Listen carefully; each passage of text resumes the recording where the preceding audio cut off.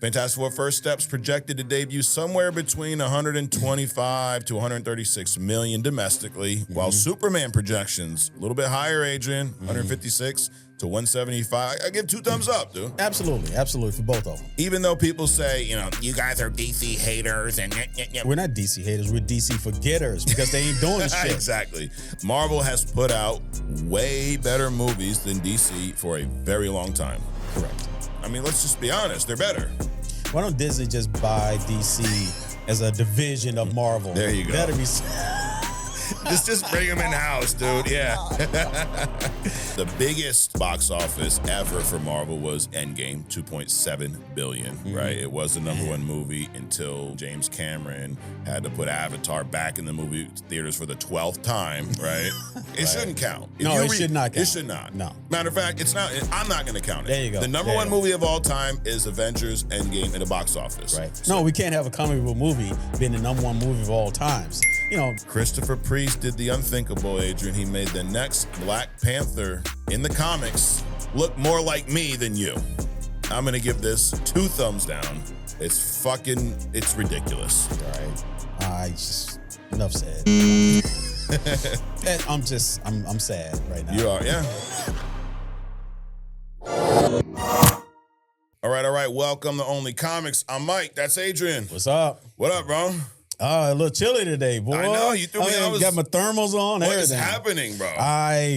Who are I you don't right know. now, bro? Hey, I'm slipping, dude. I'm slipping. You're slipping, dude. Well, I know who's not slipping, dude. Only Comics ain't slipping today. That's right. No, we're going to be slipping into a bunch of news and shit. Dude, so we got a couple movies coming out real soon. Superman, Fantastic Four. Yep. But we're going to talk a lot about Fantastic Four today. Right. Now, you're a big Fantastic Four guy. Absolutely. Right? You were like, I know you talk a lot about Iron Man being like one of your top, but Reed's like right there for you, right? Right. I was going to say it's more Reed than the Fantastic Four. For you. For me, because of the scientific and all this kind of stuff. And I'll break it early to everybody today. Reed's the hidden gem as well. Oh, so we really got a lot going on with the Fantastic Four today. When we're not going to get into Reed right now, but your exposure. When when do you first remember reading Fantastic Four? Reed, like, was that one of your first comics? I don't know. It's getting into comics was like cooking to me. Okay. So I don't remember not cooking, and I've been cooking since I was like 9 years old, dude. Yeah. So when I got into comics, it feels like I got into everything all at the same time. Got it. I'm thinking probably Avengers, then the Fantastic Four. Yeah. Then I rolled out into the team members that were in the Avengers, like the Iron Man, and then the X-Men, things like that. Got it. So it was like all at once. All of a sudden, I'm reading everything. But Fantastic Four was like your or my Batman, where like I Right. just always remember being a Batman fan. Correct. I don't remember the first time I saw him. Some of these other characters, like I remember, first time seeing Iron Man, things like that. But that was like your day one. Yep. And why Reed? I'm drawn toward technology and science stuff, the whole space thing, all the tech. So tech and the mind, just the mindset of Tony Stark and Reed Richards and all the other eggheads in the comics. That's what drew me to him. Got it. And those are probably the two most intelligent characters in the Marvel universe, right? No, they're not, really. Nope. Wow, who'd you put above them? We'll get into that. Oh, shit. Hidden Okay. Gem. Wow. So, damn, we're all going to find out here today in the Hidden Gem. That's it. And then Reed also has his, his, I guess, evil form, the Maker. I don't say evil, but he gets a little wacky, right? Right. And then there's the Council of Reeds. There's just so much with these characters. And that's why I say, like, with the past Fantastic Four movies, they were dog shit. Right. Like, from taking who these characters are in the comics and bringing that to screen, they did a horrible job. Well, the thing about it is when they first started coming out, what was like 10, 15 years ago now? Yeah. They were introducing the Fantastic Four. And there's a evolution with all of these characters. You know how we talked about how the Invisible Girl was the Invisible Girl, and she was like basically all women were basically secretaries as far as the comic books was concerned. Yep. Jean Grey, she couldn't even, she has telekinesis, but she couldn't even lift her own body weight, things like that. And now she's Phoenix, right? Now Ms. Marvel can simultaneously protect the entire Earth with a force field and hold off Gladiator, arguably one of the strongest characters in Marvel. Right. So they've evolved. So you can assume that 10, 15 years ago, when they were introducing this on the screen, these characters were also evolving. So I give them that pass. Yeah. But, Reed, he also evolved in the things that he didn't discover the negative zone, get his other 13 Nobel Prizes, save Galactus and all this shit all at the same time. Right. It just kind of like happened. Yeah, absolutely. And so we've seen 3 of these movies so far. Fantastic Four. I was looking at the gross. So the first one came out talking about 20 years now. July 8th of 2005, Damn. bro. Wow. That movie grossed 154 million in the box office. Wow. The second one, Rise of Silver Surfer, came out in 2007. So 2 years later, that grossed 131. And then Fantastic Four, the third one that's not connected to these, this was a bomb. This came out in 2015, 10 years ago, 56 million at the box office. So needless to say, they underperformed. Dramatically. But I just think we never got to see the depth and how dynamic this group is on screen.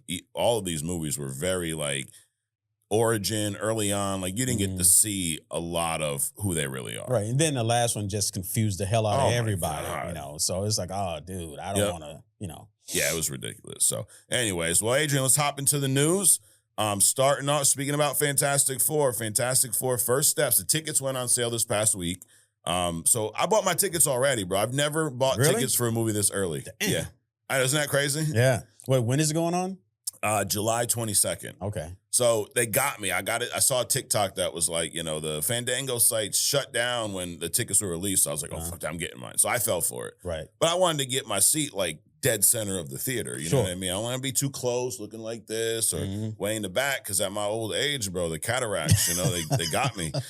So I got my 2. Are you an early movie buyer? Do you ever buy tickets in advance like that? No. I just find the time where there's the least amount of people. Okay. And it helps that, they have charts now where you can actually see the seat. Right. It's like buying an airplane ticket, seat. Yes. Airplane ticket. You can see where you are in the theater. The only part that I have a problem with is which side is the wall on, depending on the theater, right? Yeah. But no, I don't buy in advance. I just go at a time where there's fewer people there. Got it.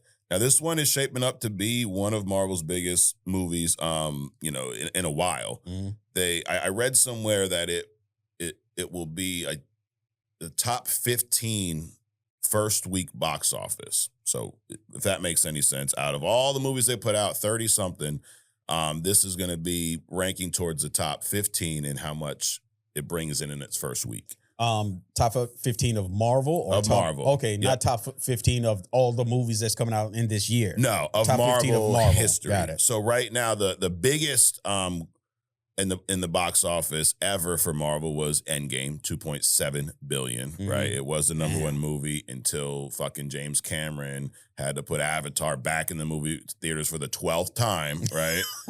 What an ass. He congratulated them, and then like 2 weeks later, like, here you go, put this shit back. It shouldn't count. It should not count. It should not. No. Matter of fact, it's not. I'm not going to count it. There you go. The number one movie of all time is Avengers Endgame in the box office. Right. So, no, we can't have a comic book movie being the number one movie of all times.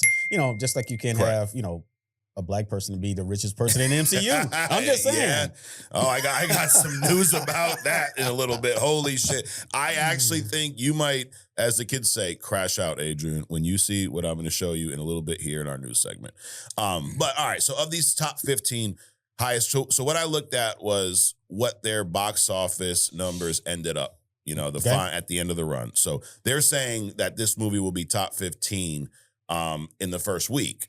Okay. So the number 15 movie in Marvel history at the box office for its entire run is one of your favorites, not Black Panther Wakanda Forever, the second one. Really? Yes. 859 million. So this movie I mean, hell of a box office run. Not as big as the Black Panther movie, the first one. That one was number 6 at 1.3 billion. That's a massive box office too. It is. Dude. It makes perfect sense to not recast T'Challa and just have his sister slide in when the first movie did 1.3 billion, right? Yeah. Makes a lot of sense. No, we're absolutely. no on that. So this movie, Fantastic Four: First Steps, if it follows this path, it's going to end up somewhere around probably 700-800 million. Because right now it is projected to do 125 to 136 million domestically in its first week. Okay. Now, there's another movie coming out 2 weeks prior to that, Superman. Believe it or not, Adrian, that one is projected a little bit higher than Fantastic Four: First Steps. Mm-hmm. So that one projected to do 156 to 175 million, which is actually what Wakanda Forever did in its first week. So did Fandango crash because of Superman or because of Fantastic Four or because of both? Fantastic Four. So wait a minute. So Superman hasn't done early tickets yet? It has. So here's the thing. Now you can buy tickets from other sites, not only Fandango, right? So even though Superman's projections are higher, Fantastic Four: First Steps had the biggest first day ticket pre-seller of 2025. Okay. So in the one day, they sold more tickets than any movie this year. Got it. But for whatever reason, and these projections can change. Like we've seen it, we've reported them, and then the next week they're like, no, it's going to be half that or more. Who knows? But right now, I mean, dude, this is a very good month for comic book movies. Sure. And, forget about DC, Marvel. We were talking last week about James Gunn. Oh, don't compare him. Oh, we're going to compare the shit out of them. But, dude, I want both of them to succeed. Sure. Right? I'm not the biggest Superman fan. I think he's a boring-ass character and sucks. Right. But that's my opinion. Yep. You probably like him more than me, maybe? Probably. Yeah. And that's not hard, though. Yeah. The bar's real low for me. Was he one of the early characters you got into?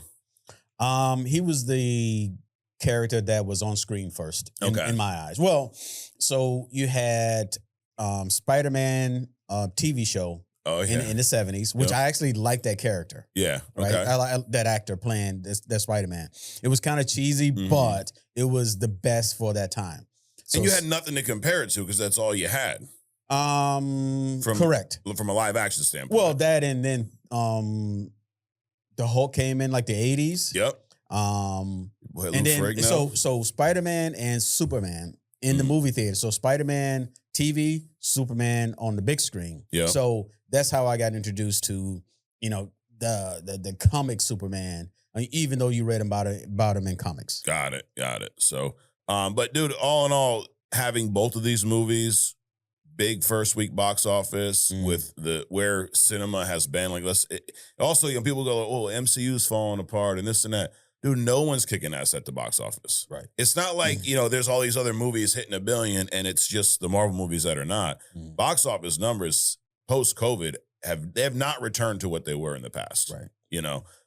But I think this is really good for the box office in general, for Hollywood, for comic book movies, having both of these movies within a few weeks, having pretty solid projections.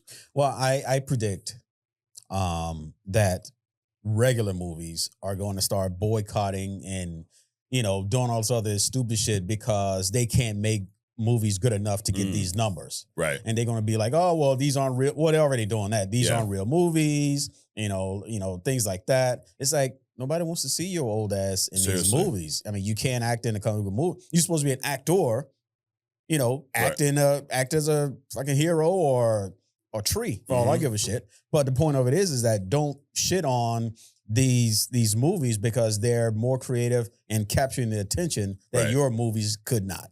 And who needs another fucking remake of It? You see that? No, another one? Another one. Another remake. Another remake. Something about dairy. It's like a series or some shit. It feels like what's the one? Stranger Things. It feels kind of like that. Okay. So another version of It coming out. I mean, come on, dog. You know what we call that? How you were talking about the rest of Hollywood, kind of hating. Right. They say, you hate us because you ain't us. That's what we call that right there. But yeah, dude, I've also never really cared for that movie, It. Even the original one. It was just so long and drawn out. And then when the remake, the beginning was good. Right. Then when they got to the end and it's like a slip and slide in the sewers, and it was just way too much. It was way too much. Was not a fan of that. So, anyways, speaking of Fantastic Four First Step, so big box office projection. Dr. Doom. Dr. Doom is someone who is pretty much always tied to Fantastic Four in some way, shape, or form. Correct. Right. Now, we've seen Dr. Doom 3 times in live action, and I think all 3 of them were atrocious. Did you care for any of the... Now, it's one guy played him twice in the first 2, and then there was the guy in the other Fantastic Four movie with Michael B. Jordan where that was just silliness. Did you care for either one of their portrayals? Did you like the first guy? I like the first guy better than the second. Okay. But how they portrayed Dr. Doom in general was just bad. It was offensive almost. Right. Yeah, I think so. I couldn't stand either one of them.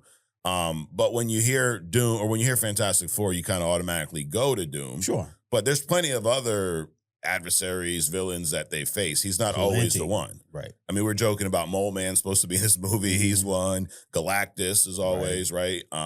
So do you think a Fantastic Four movie needs Dr. Doom to be successful? No, not at all.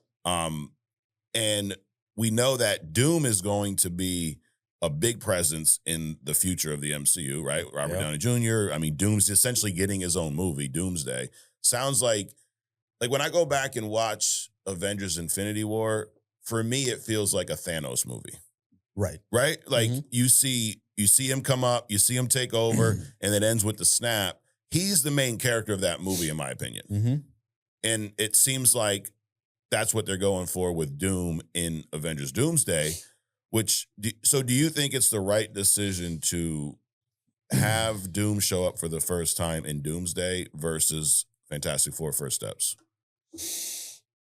Do I think it's right to have Doom show up in Doomsday versus First Steps? Well, first of all, Doom doesn't need an intro. Right. So, but he does need a toe dip. Okay. So you think about it this way. These are superheroes. They're off doing their things. Nobody's interested in them playing clothes. So they're not out and about all the time. Right. However, the antagonist, the supervillain, he's out doing all this shit that we're interested in. You know, so he's breaking into shit and sniping people, or in Doom's case, trying to take over the multiverse. Right.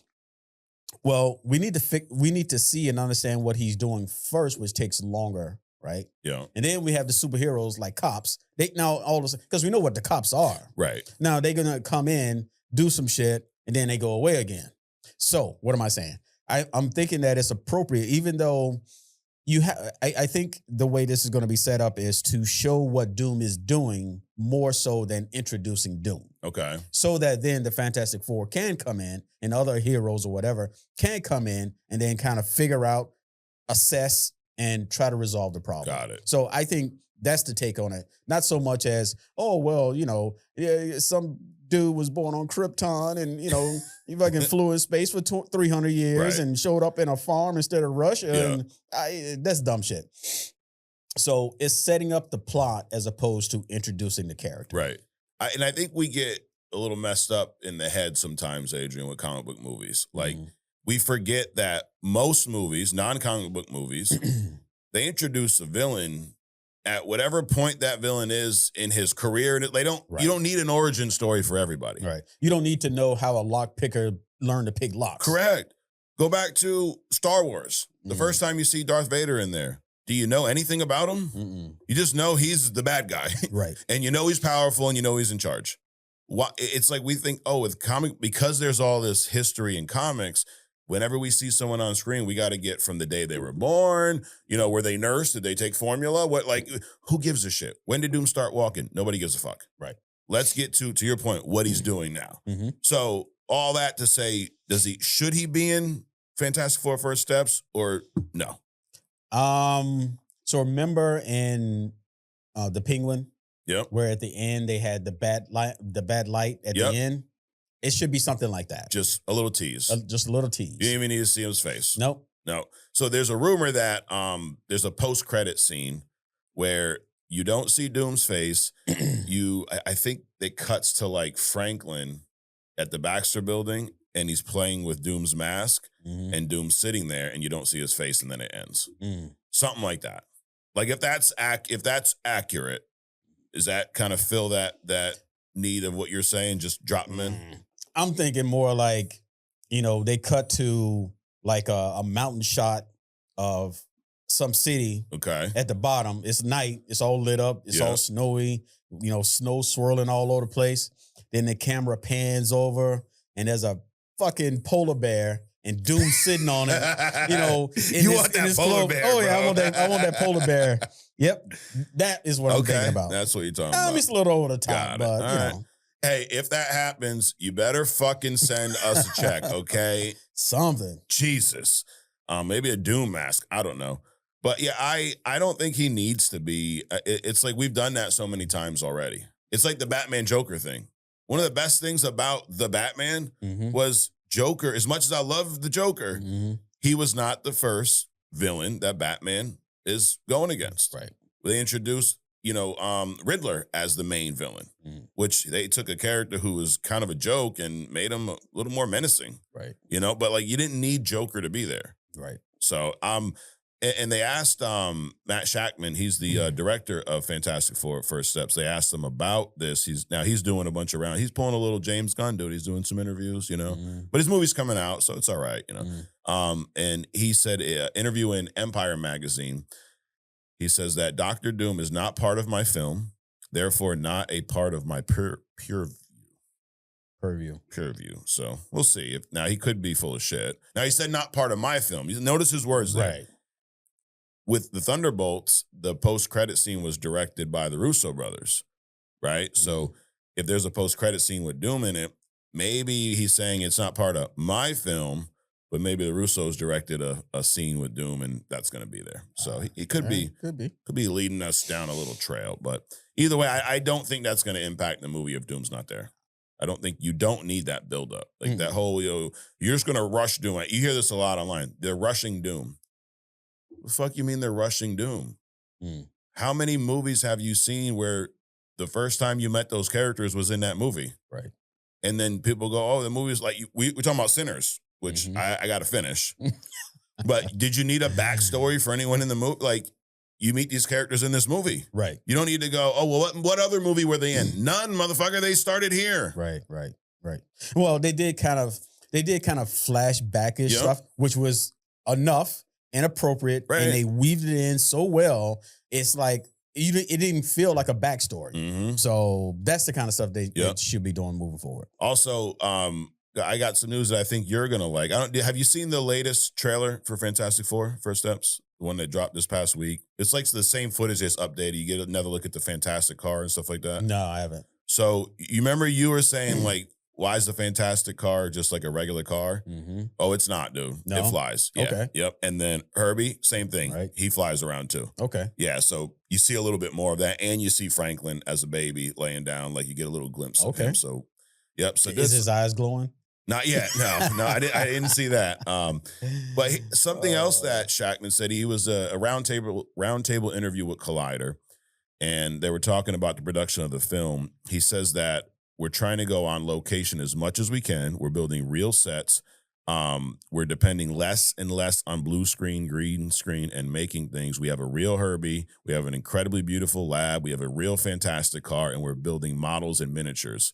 So taking more of a old school approach to a lot of this, because one of the critiques that people have say about a lot of the recent Marvel movies is too much CGI. Right. And when there's too much CGI, you notice a lot of imperfections in the CGI. Right. So, I mean, like the Ant-Man and the Quantumania movie, dude, I think the whole movie was just filmed in front of a green screen outside of like the coffee shop. Right. Everything was green screen. And you can tell it looks bad. Right. The best movies are a mix. And like we've seen even with Endgame, that set was a mix of practical effects with green screen. Right. So I love hearing that's the approach they're taking here. He also goes on to say the movie is set in the 60s, so a lot of our inspiration is what Stanley Kubrick did in the 60s when he faked the moon landing. I may have added that part in there. Right. And he just says, you know, we approached it as if we were making it in 1965. We built miniatures. We have a gorgeous miniature. It's 13, 14 feet tall, their ship. Like a miniature, 14-foot ship, right? Beautiful shots. And it's why things look so much better. I mean, sure. Obviously you don't get that much of an insight to the movie from the trailer, but at least the look that they're going with. How do you feel about what you've seen there? I like it. It feels retro period. Yeah. You know, of course they're gonna quote Stanley Kubrick, you know, eyes wide shut and all that. But some of the most fantastic movies, cinematography wise, was like the older movies, you know, like the 30s, the 40s, the 50s, you know, shot in, you know, cinema, whatever version of that shit was and they had a bunch of models, they had props and stuff. And now I think they're getting back to that because, you know, 3D printing is a glorious thing. Yeah. Right? I mean, they got 3D printers that are printing houses. Right. I mean, they got 3D printers. I saw one, they had it on a ship. And I'm not a 3D printer, but a CNC machine. Yeah. And this thing is cutting out something the size of the Statue of Liberty, dude. That's crazy. It's crazy. They got this giant crane, right? And this 4-dimensional 3D printer. And it's just going around, the head's just going around, just carving this thing out. Yeah. So they can build anything. You think the aliens used a 3D printer to print the pyramids? No, it was they had enslaved giants and they made them do it. Okay, with ropes. But yes, okay. yes. They just use ropes, right? They just pulled these. No, they just grabbed it with the paws and placed the bricks. Got it. You know, they were big enough that they can take a 100,000-ton block, and just pick it up and move it. No problem at all. Yeah, and if that didn't work, they just roll it up the river, right? Yeah, there you go. Or you get trees. You lay them out. You put the 80-ton or 800-ton stone on the trees. And you roll it through the sand. No, what they did was they diverted the Nile 200 miles into the desert, right, around the pyramids, and had ships move the stones into there. They recruited a bunch of beavers. They built the dam and diverted the Nile. Yes. Look at that. Problem solved. People are so confused about the pyramids for it, right? And this is Only Comics, where we discuss comics and only comics. Yes. And this kind of shit. Yeah. If you want more of this kind of shit, we got other stuff, Adrian. Shout out to all the interns out there, the Legion of Interns.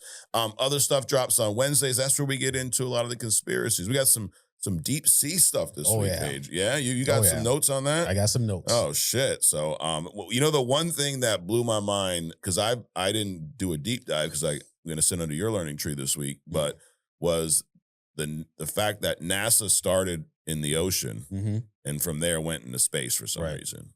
It's just odd. We'll get into that. Ooh, all right. Wednesday, y'all can get that for a massive $4.99 a month. You join the internship. Legion of Interns. Also, dude, I got the MMGA shirt on today. Okay. Making Mondays great again, Adrian. Nice. No, we're not feuding with Elon Musk. Not yet. Not yet. Dude, that's some funny shit. Right. Like, how's your relationship? Well, it's not going to be good. I don't think it's going to be good anymore. How do you publicly, like, have somebody shit on you, dude? I mean, it's like, come on, dog. Then he's like, well, he was in the Epstein, video. Bro, you had no problem with that when you were on his administration. Right. So probably everybody he deals with has been on the Epstein video. There you go. So anyways, that's the other stuff. Stuff. All right. So moving on. Black Panther, Adrian. I got a couple pieces of news for you, okay? Oh, okay. First one is I'm gonna give you the dessert first, okay? The better news of the two. There's a rumor that there's a second Black Panther that will be seen in Avengers Doomsday, okay?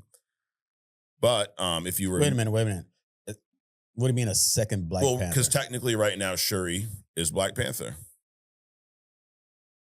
Not T'Challa, she's Black Panther. So it'll be another Black Panther. A third Black Panther.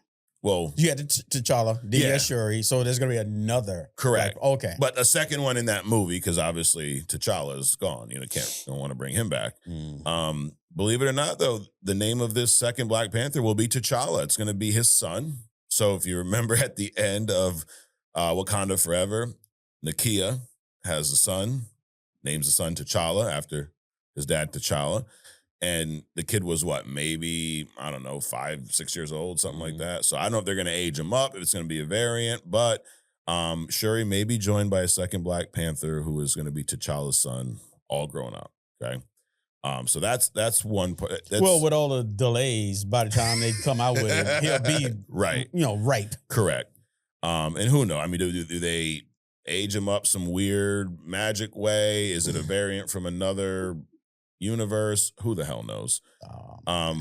I mean, I'm like, it's stupid, but if that's what it's going to take to get a T'Challa, because I think we need a T'Challa in this story. Absolutely. Like Black Panther, T'Challa's Black Panther is too much of a piece of these stories. Now, I know they're not going to take it directly from the comics, but you got Namor and not T'Challa.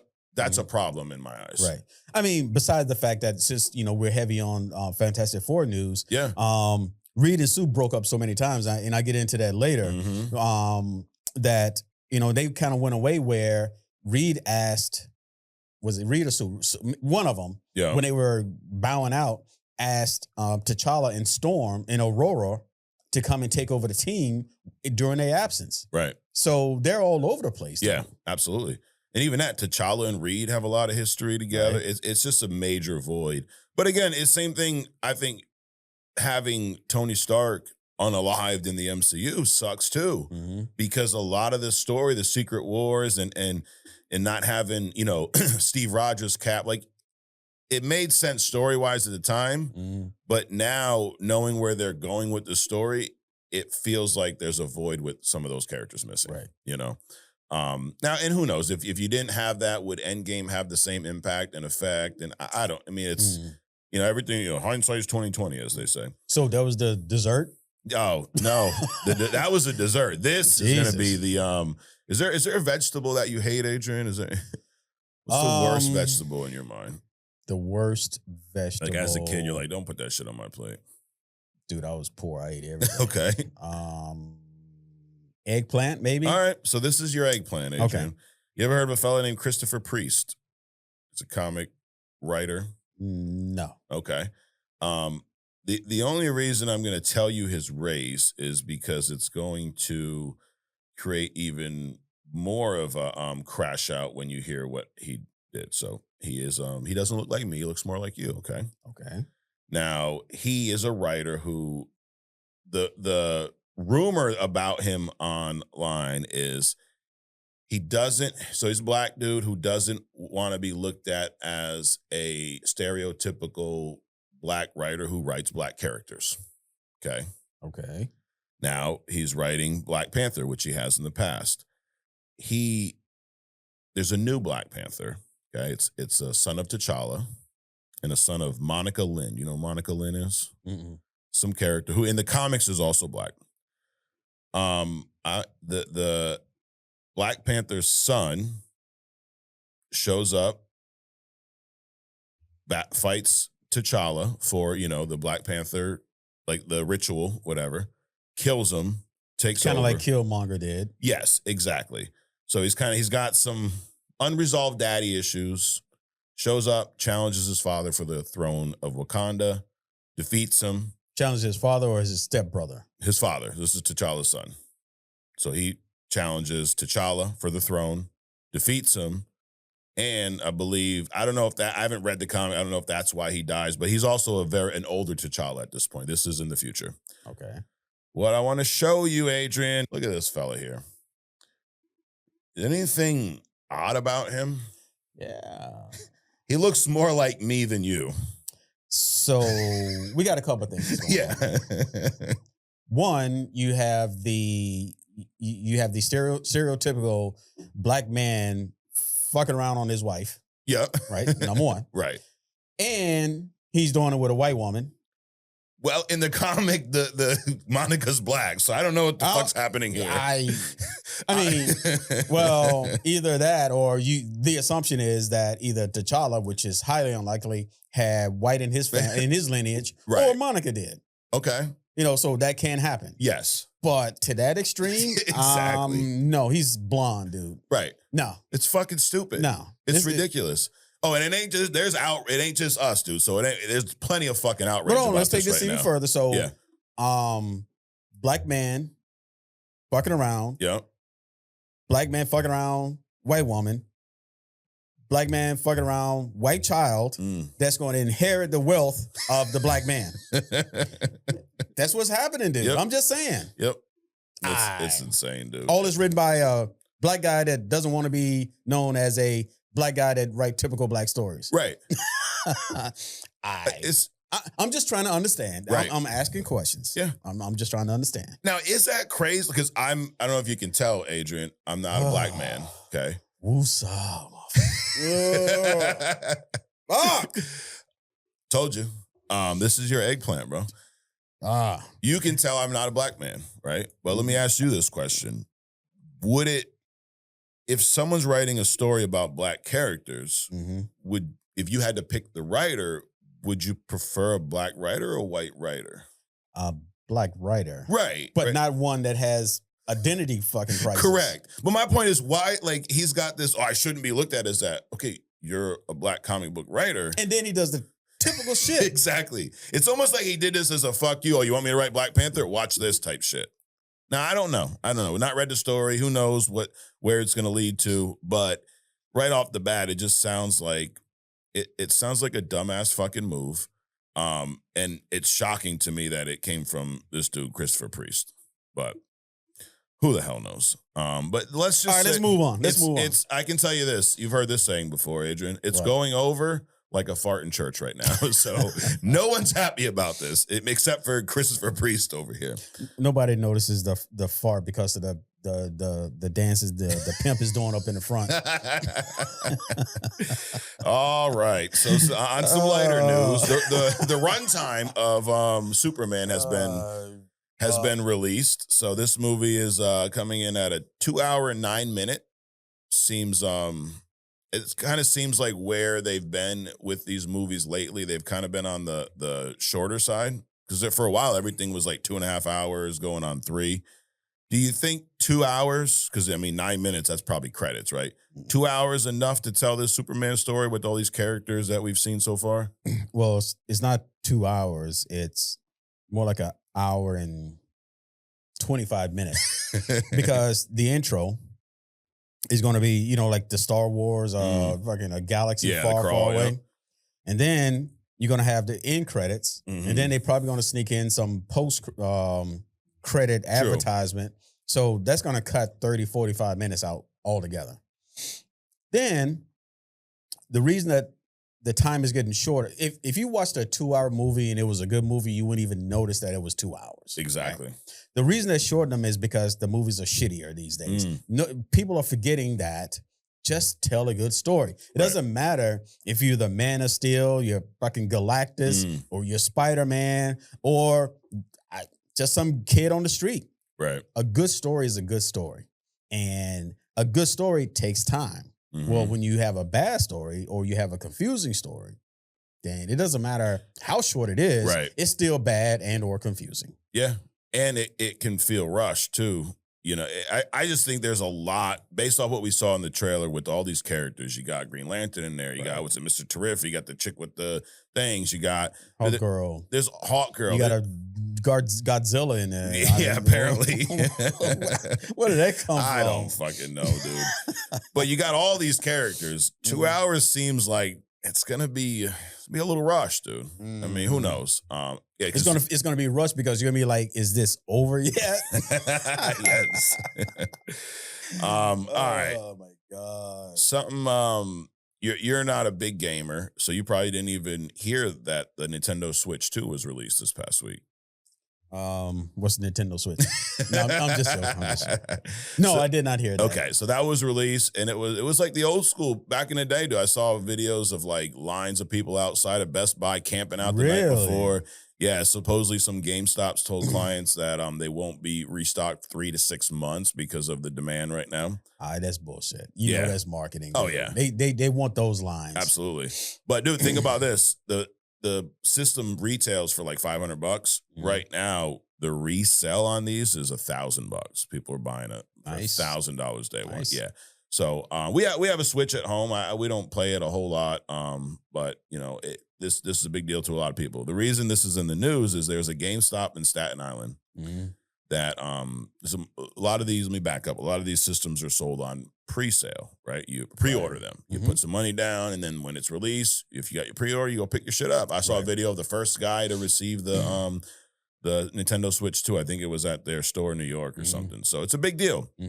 So there's a handful of people that pre-ordered these at this GameStop in Staten Island, and they decided to staple the receipt to the box so that when you came in, here's your box. It devalued the Switch. They literally stapled through the box into the screen of the Switch, because the Switch is a handheld device that has its own screen, right? So now some people were what kind of staples they using? Well, some people were blaming Nintendo for the way they packaged this. I guess the screen was pretty close to the edge of the box. I guess. Obviously. But also, I have a question, GameStop cashier. Why the fuck are you stapling a damn receipt to a box? Y'all don't have tape? Apparently not.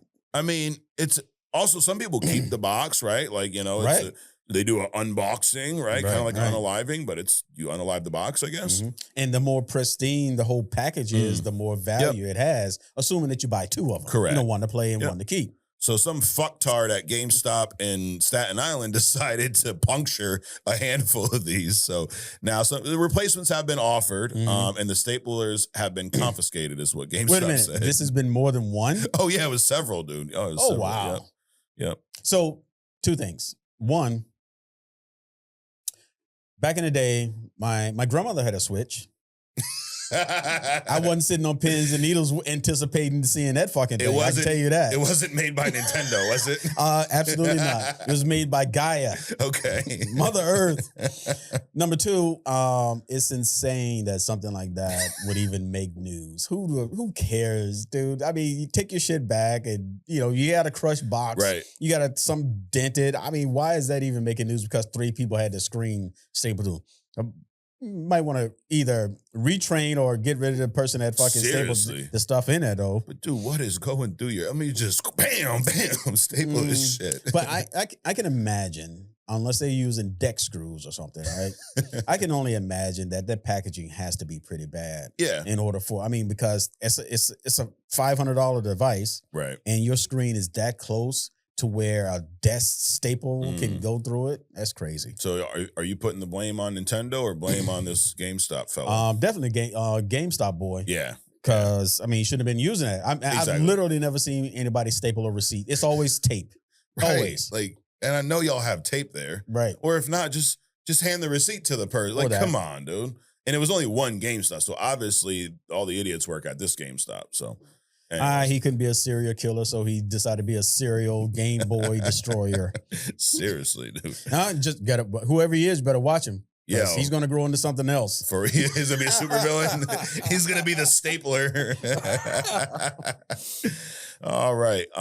As we dive down into nonsense. Seriously. Speaking of nonsense, Batman Forever. Remember this movie? No. This is the third. We had the 2 Tim Burton movies, right? You have Batman Returns, which is one of my all-time favorite Christmas movies, obviously. Then the third one, this is where Jim Carrey played the Riddler. Tommy Lee Jones is Two-Face, right? This is when is this Nipple Boy? Yeah, this is right around that time. Yep. I think George Clooney gets most of the critique for the nipples, so that would have been the one after this. Oh, okay. This was Val Kilmer as Batman. That's why I don't remember. Yeah, so you were not a fan of this movie. Not at all. So I actually, because I was a kid, dude, when this came out. This thing came out, I mean, early 90s maybe. I was no more than 10 years old. So I remember going to theaters to see this. It was definitely aimed at kids because Batman Returns got a lot of critique because of how dark it was. I mean, the guy, remember, he bit his nose, and I mean, some of the things that Penguin said to Catwoman, like, it's a kid's movie. What the fuck? She's licking herself. Like, it was, anyways. So because of the pushback that movie got with the whole McDonald's toys and all that shit, they decided to go a more kid-friendly route. They brought in Joel Schumacher, and then he had his version of this movie, which the studio wasn't a fan of, and they interfered and eventually led a lot of changes to the movie, and then we got the version we got, right? There is a Schumacher cut out there, which a handful of people in Hollywood have seen. Allegedly, it's a great movie, way better than the original. The reason I bring this up is last month they were going to actually play this movie at a video store in LA. It was like a big deal. And then Warner Brothers stepped in and put the kibosh on it, dude. They said, nope. So there's a Schumacher cut out there. Fans want it. Joel Schumacher passed away a few years ago. Val Kilmer passed away recently. So a lot of people are like, dude, in honor of these, let my man's movie live. Let everybody see what he originally wanted. Like, y'all did this for the Snyder cut. Right. Fuck it, let Schumacher get, all it's going to do is bring more attention to Batman and Warner Brothers, right? And the fans want it, but nope, Warner Brothers like, nope, we don't. Wow. So, I mean, are you shocked by that take on their part? No. I don't give a shit. I don't know. Last piece of news. This is going to be another eggplant for you, bro. So we talked about The Last of Us, right, during that run, and how half of the viewership, kind of checked out. Right. Your girl, Bella Ramsey, she plays Ellie, right? There's a rumor that she's stem cell. Yes. So she's being eyed for a big Marvel role, is the rumor. We don't know what role yet, but my opinion on this is let's just keep her out of the MCU. I'm curious. I'm curious. I mean, they've done some amazing things. Obviously, she's an asshole on The Last of Us because that's her character. Sure. I would be interested. But see, what you just did is what all the Robert Downey Jr. fans did. Okay. I see Ellie. I can't see her as anything else. Yeah. And she's going to fuck up whatever else that she steps into. Well, RDJ, he's Iron Man. He can't be Doom and blah, blah, blah. So I'm curious. It depends on, it has to fit though. Yes. I'm curious to see her doing this. Now, we were talking earlier about all these people complaining about comic book movies. As more and more actors and actresses are, I'm just going to say actors. They all actors. Yes. As more and more actors are moving over to comic book movies, because guess what? Their job is to act in movies. True. Or TV. Yeah. So I'm curious. I'm curious. Okay, so you think there could be a role for Bella Ramsey in the MCU? Yes. Okay. All right. She could play like a Skrull, maybe. I'm seeing Valeria. Really? Off the top, yeah. Okay. Wow. I didn't think you were gonna go there, dude. I just what's her face? Peter's little sister, Ileana Rasputin. Okay. A Kitty Pryde, X-Men. Kitty Pryde, I could see. Yeah. Especially after the version we had, Ellen Page, whatever they're calling themselves now. I don't know. Well, Ellen Page played Kitty Pryde, but she turned into a dude, so I don't know. I can't keep up, bro. Whoever that actress is, or actor now, you could see some resemblance with. Oh, wait a minute. It was a female that turned into a dude in real life? Yeah. Ethan Page, I think he calls himself now. So, and he's not been in many movies since then. But anyways, moving on. What? No. I don't even, I want to remain positive today, Adrian, okay?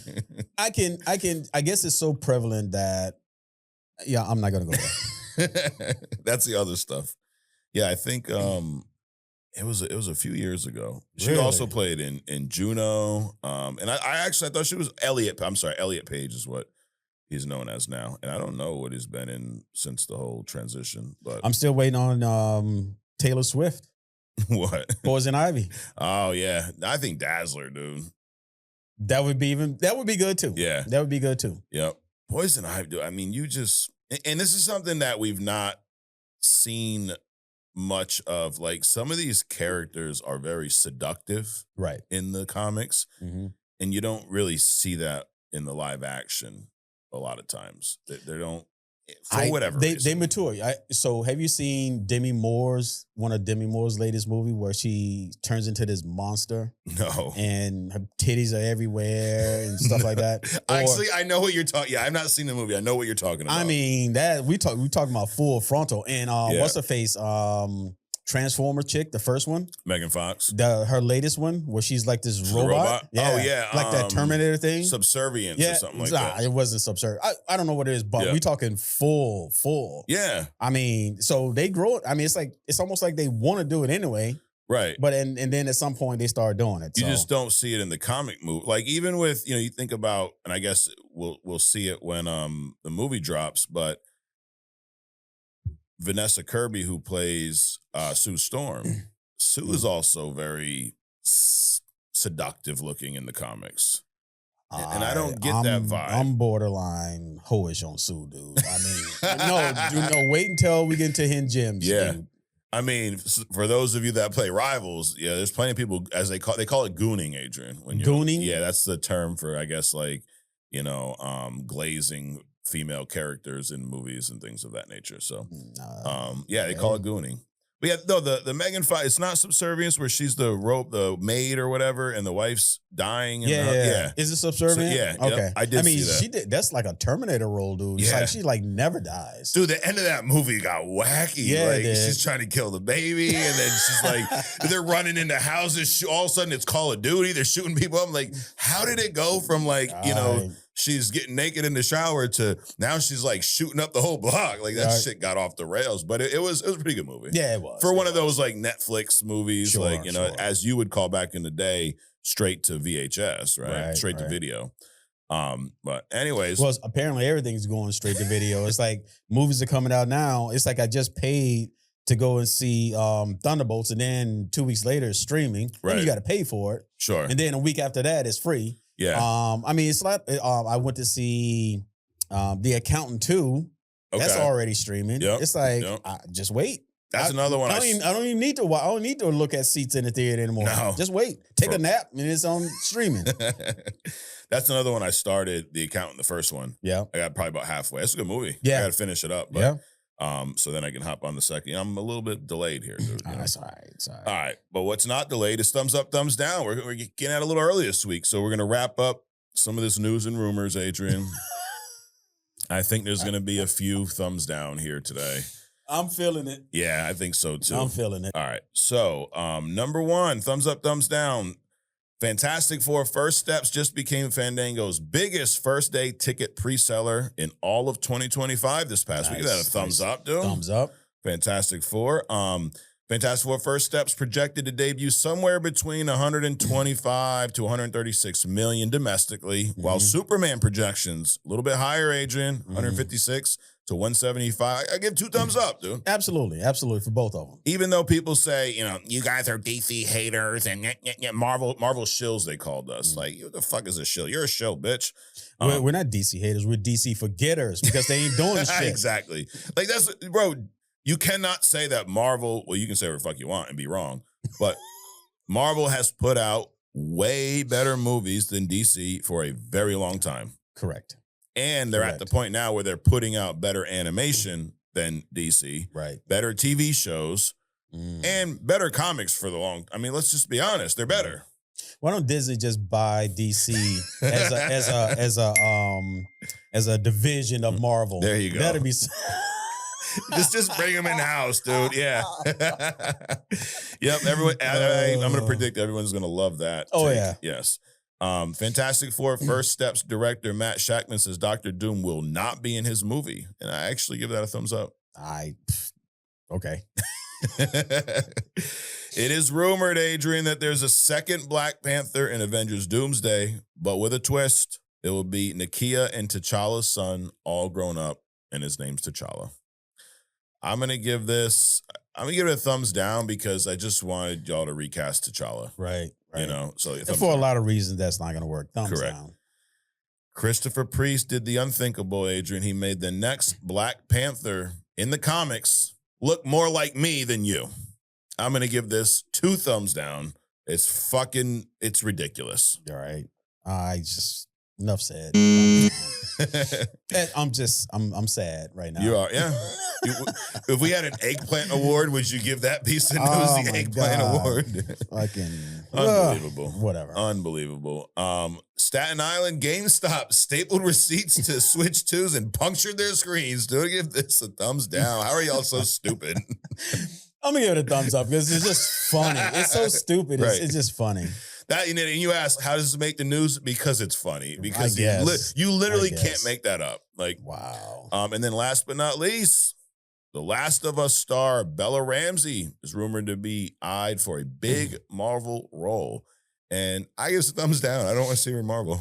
I thumbs up. Just don't make it something stupid. Okay. I mean, don't try to make her a Jean Grey, please. No. Something like that. Yeah. Yeah, let's not cast her as one of these seductive characters that we're talking about in the comic. Not at all. No. Nope. So anyways, that's thumbs up, thumbs down. Guys, let us know if you agree with us. If you don't, drop us a like, drop us a share, drop us a comment, something. God, help us out. I mean, reshare it if you got some followers. But we're going to move on, Adrian. We got comic moments this week. So before we get into the visual aspect of this, I'm going to talk briefly. We talked about Reed a lot earlier, right? We talked about the bridge. Mm-hmm. So the bridge is a device that Reed builds in the comics. It allows him to look into different realities, right? He builds this in the Baxter. The Baxter building is insane, but in comics, that's another thing that we've never seen done right on screen. Like a lot of times, just like an office building, right? Dude, that whole the upper part. I mean, there's negative zone portals. There's all kinds of shit in there. There's a launch pad. I mean, if they did a cross cut of the building in Marvel Universe. Yep. The comic, it's basically the encyclopedia of Marvel. Yep. It's so much stuff in there. So much stuff in there. Yeah, dude, it's insane. And again, like I said, we've never even scratched the surface of that building in comics. So anyways, with this, what I'm talking about today is a comic called Dark Reign, but I'm going to focus on the Fantastic Four. So Jonathan Hickman is a writer I've talked a lot about recently. A lot of what we see in the MCU and what we're going to see over these next few movies comes from his run. He started on Fantastic Four, and then he took over the Avengers titles, and then he eventually led us to Secret Wars. He wrote Secret Wars, the 2015 version. Dark Reign, you ever heard Dark Reign? Mm-mm. Dark Reign is a story where so this is post-Secret Invasion, okay? Post-Civil War. Skrulls invaded, and then we had this big old war, so on and so forth. And at this point, Tony Stark is kind of kicked out he had a government role, and now he's gone. Norman Osborn takes over because he weasels his way in, and now he's running the Avengers. Yeah, so that you could imagine how well that's going. Oh, wow. He's got a lot of villains that are kind of masquerading as heroes, but they're not, So this sounds like Fisk's group that he created. Exactly. Very similar. So that's going on, but I'm going to only focus on the Fantastic Four story that takes part of Dark Reign. And this is where we see the beginning of the bridge. So actually you can go to our new shot here, Adrian. So this is the cover of the first issue here. It is I think it's a 5-issue, 1 of 5-issue story. All right, so now you can see who's in it. You got Reed, you got Sue, you got Johnny Storm, you got Thing, you got Alicia, Thing's girl, right? Right. And then you got Franklin, and you got Val in there, Valeria. And it starts with this story starts a week after Secret Invasion, and Reed feels like, dude, we fucked up. We allowed, how did we not detect these Skrulls, right, taking over first? Because they couldn't, even people like Wolverine couldn't sniff out if you were a Skrull or not. They figured out a way to mask that in Secret Invasion. Prior to that, they'd be able to tell, but even Reed couldn't tell. So naturally, Reed, I mean, and you're a big Reed guy, so tell me if this is up his alley. He gets back in the lab, and now all he's focused on is this is my fault. I screwed this up. Right. How do I fix this now? Right. Because he has this kind of solve everything mentality. Absolutely. Right? As far as you remember, he's always kind of had that mentality in the comics. I can fix everything. Sue once described him as that kind of that obsession as being more like a disorder, like an ADHD kind of a deal. Yeah, he's upset. He's literally obsessed with, I need to fix shit. I need to solve things.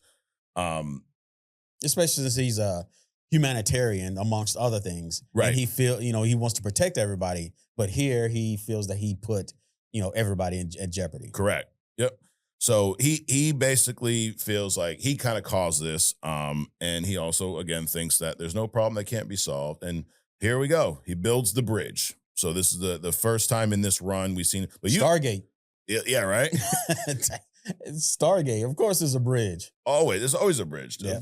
And then you got Herbie in the back helping him out, right?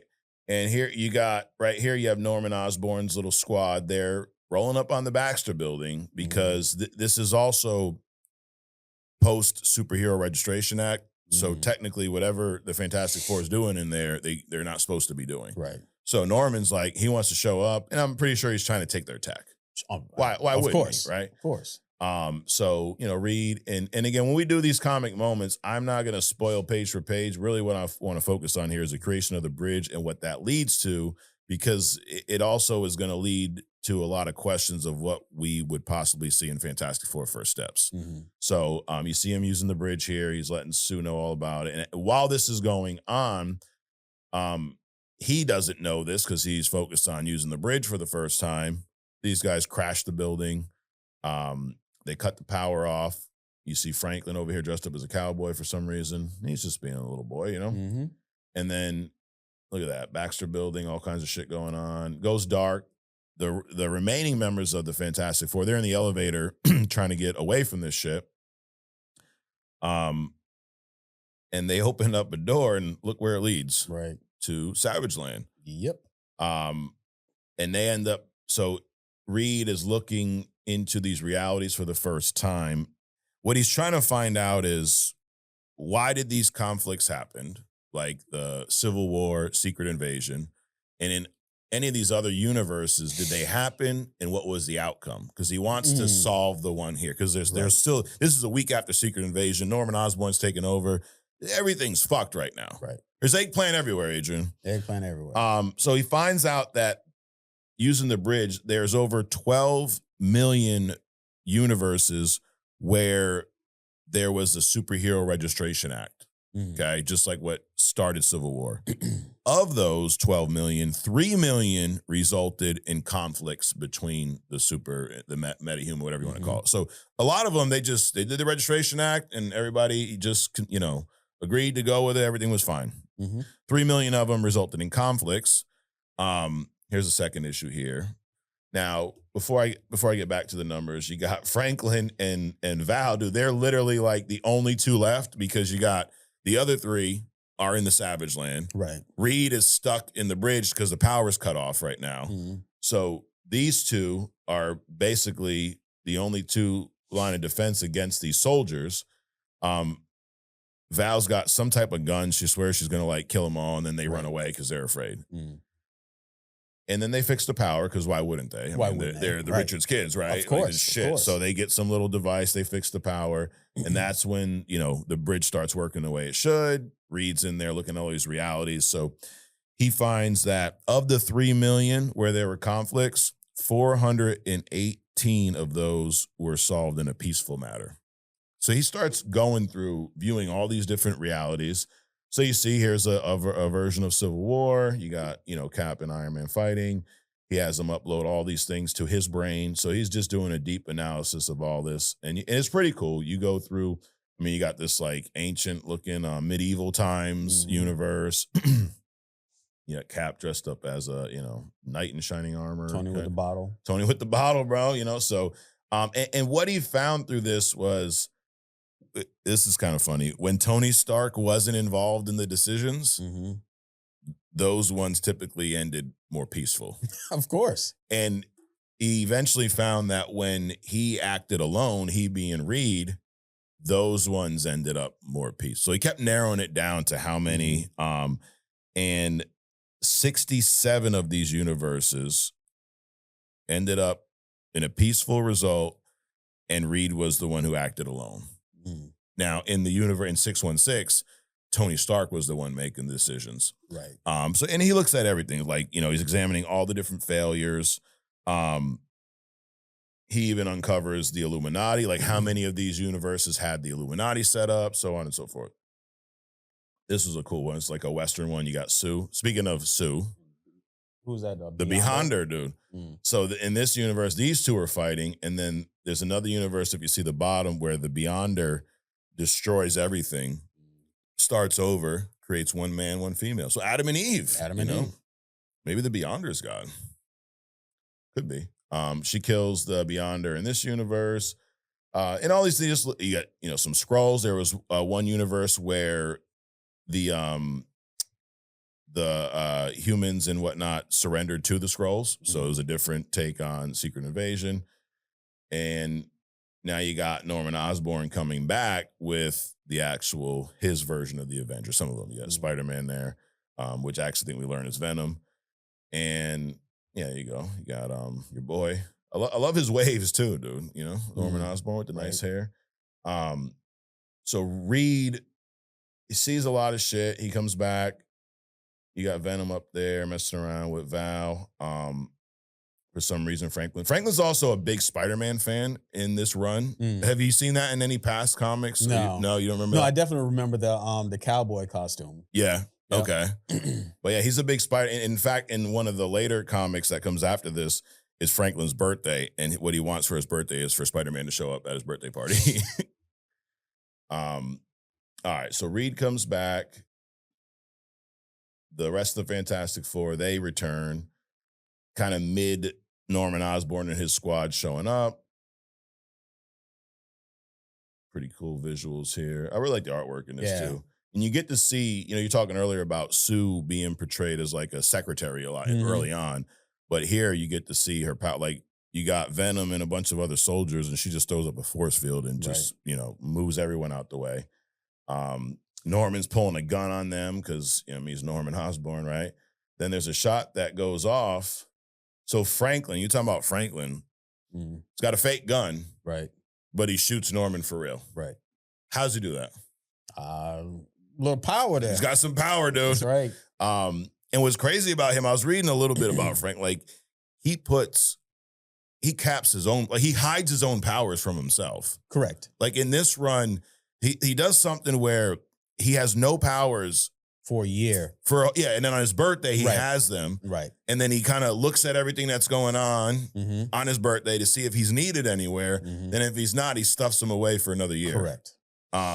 And that's kind of one of the reasons one of the times that Sue left Reed. Yeah. Because Franklin's powers got out of hand. Reed had to put dampeners on his mind. Okay. And then Sue went Charles.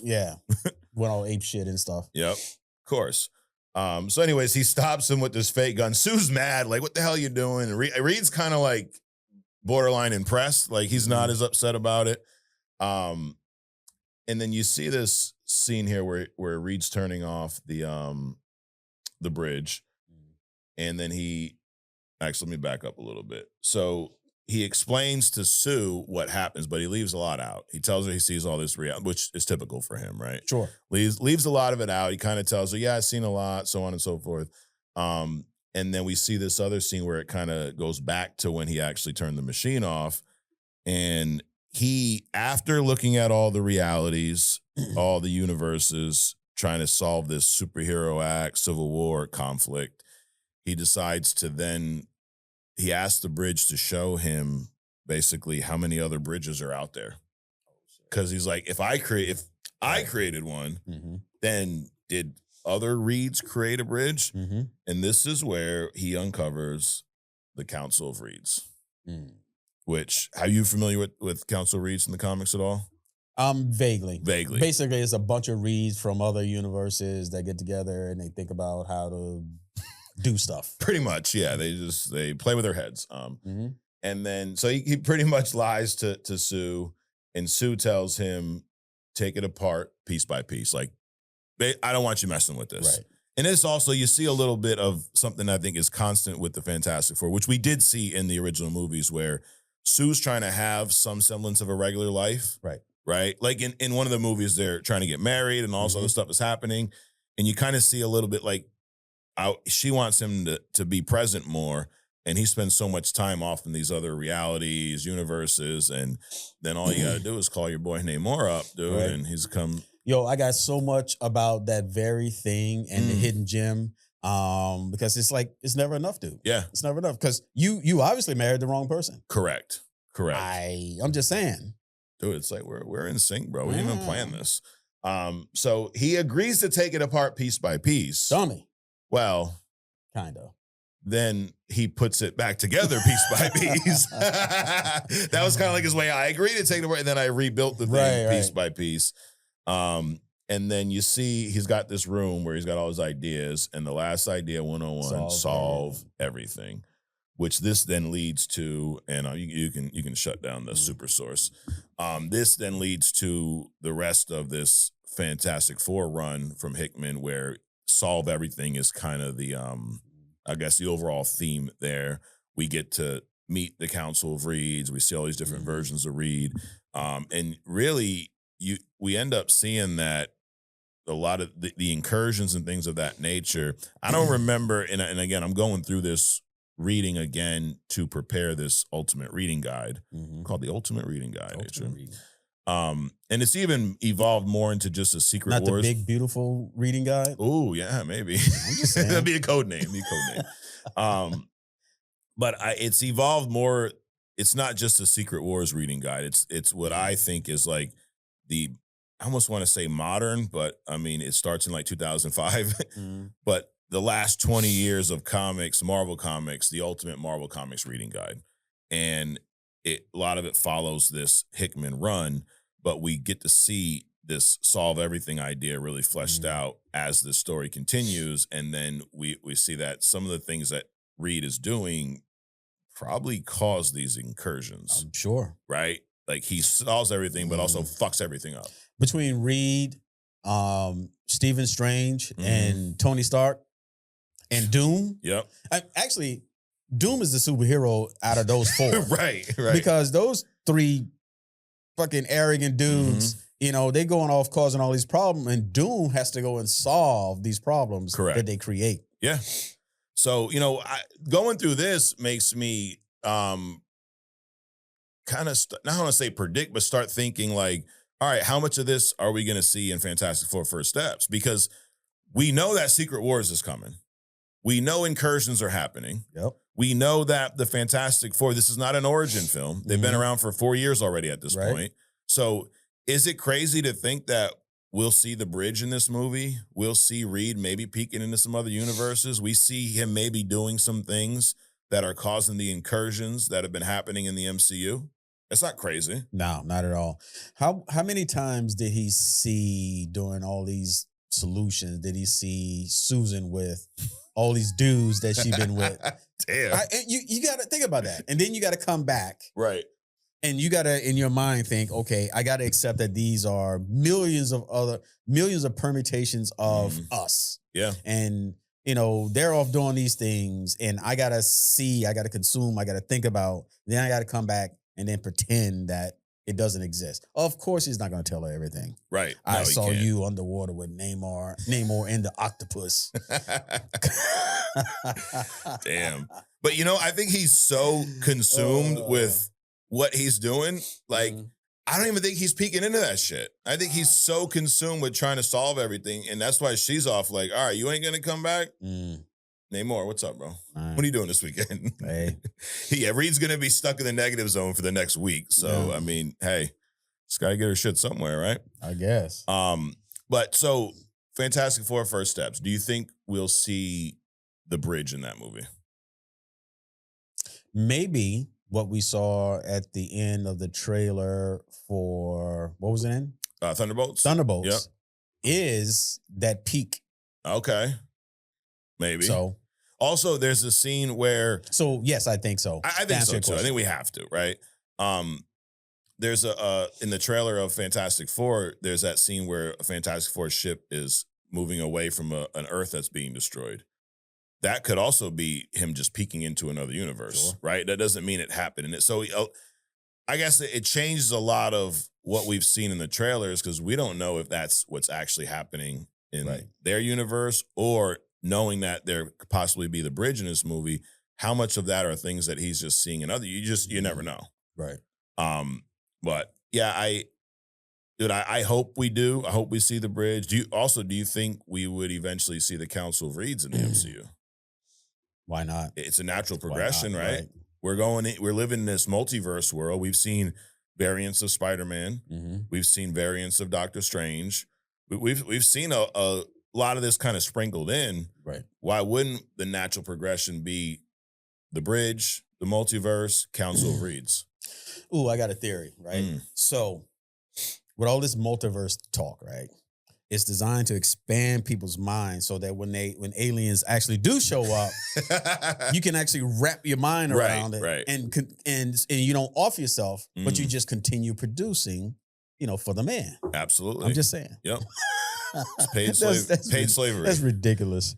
Craziness. All right. Well, that is Comic Moments. That's the bridge. That is Dark Reign or the Fantastic Four part of Dark Reign. Which will be in this Ultimate Marvel Reading Big Beautiful Guide, as you call it. It's big and beautiful. It's so big. It's so beautiful. All right. Now we respond, Adrian. This is where we respond to our interns and some of our other viewers and so on and so forth. So, all right. Starting off, Jay Shot It says, y'all already know it's us interns' job to defend versus the haters. Yes. Remember we had the hater last week? Yeah. They were all tagging him, He goes, what's y'all opinion on the Galactus popcorn bucket? Oh, did you see the popcorn bucket? What? They got a Galactus popcorn bucket? Yeah, they do. I did not see that. Look at this thing. Nice. It's massive. Could you imagine holding that thing in the moon? That's a pretty cool one, though. It is, but I mean, so what do you do? Like hold the horns and eat out the middle or something? You hold it and you just pour it in your mouth. Oh, yeah. Like a giant beer cup or something. Yes, absolutely. Nice. And then if you want, you can ask the person who fills us up with popcorn to staple your receipt right to the popcorn. There you go. The helmet. So yeah, no, I did see that. I like it, dude. I like it. Cool. All right. So he also says that I was definitely pissed about the delays at first, but I just want good quality, so it is what it is. Yeah, I'm dude, whatever. Take all the time you need. Also heard you guys were in Spider-Man Brand New Day too. Is that correct? Yes, we are. Yeah, me and Adrian are definitely in there. I think Silver Surfer Norrin Rad TV show limited series could be good, maybe showing him go through different planets before destruction. Yeah, I think it could be good. My only thing is if there's a limited amount of content we're gonna get, like in general.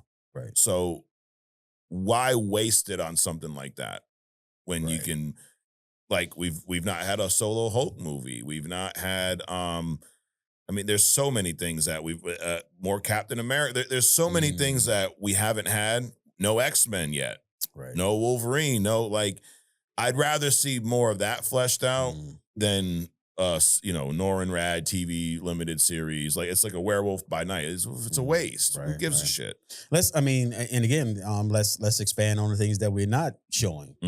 Alpha Flight. There you go. The Hellfire Club as an antagonist, right? The Skrulls done properly. But even the Mole Man, bring him in there. Right. There's so many. We haven't had a Green Goblin in a decade. Outside of the Spider-Man thing. But he's with the Spider-Man cartoon. So that's close enough. Yeah. But still there's so much other stuff. And then, you pop over to DC whenever they decide to wake up. Yeah. There's so many things that we can What's explore DC, like over Washington, there. DC? Yeah. That division of Marvel that they have started at. Yeah, that one. Yeah. It's like how baseball, they got the major leagues and the minor leagues. Marvel's the major leagues, DC's the minor. They're like, the rookies. All right. OG Dirte says, what's up, Mike and Adrian? I gotta say something about DC Comics that I want their fans to know. Here you go. You suck and will never be number one. Everything DC Comics put out is either Batman or Superman based. DC can't even make a good video game. Suicide Squad killed the Justice League. Bombed so bad, PlayStation gave it away for free. Oh, wow. All this is true, by the way. Wow. So yeah, we love Marvel. Deal with it. Yes. He also talks. But they have so much good stuff, though. The Teen Titans. And then you can just split all those up into so many different other things. Yep. There's a lot of characters, man. Or you could take the Titans. You could make a low budget show for Max, adult oriented, that was really good, and then cancel it. You can do that, right? Sure. Why not? Just cancel it. Fuck it. The one thing y'all had that was good, you got rid of. Oh, no, then you had the Batman, but we're going to delay that till like 2052. So Robert Pattinson's kids will play Bruce Wayne in that movie. So yeah, at this rate, I mean, shit. Right. I won't even be able to see when that movie comes out with these cataracts. Bro, well, Edward's immortal, so I mean, he'll still be around at the same age, right? Right. OG also says, I don't know if y'all know about the White Wolf story in the comics, but to me, it would have made more sense to do White Wolf story in the movies than make a white Black Panther. If you go to the comic Winter Soldier, if you go by the comics, Winter Soldier is not the original White Wolf. That's why I hate Disney, Marvel. Too many altered characters and stories. If you were born in 2010, you would be arguing me up and down that Bucky is White Wolf. You know anything about the White Wolf story? No. I do remember that, they called Bucky White Wolf in the Black Panther. I know a lot about Marvel characters when it comes to their origin. That would be a great villain for Black Panther 3. I trust you, OG. And we stopped using these old actors to play Marvel characters. I want a young Silver Sable. Yeah, we don't want whoever it was, Nicole Kidman rumored, or I don't know. Let's see. John Bonvon, this Batman Deadpool crossover means one thing: Axel Asher.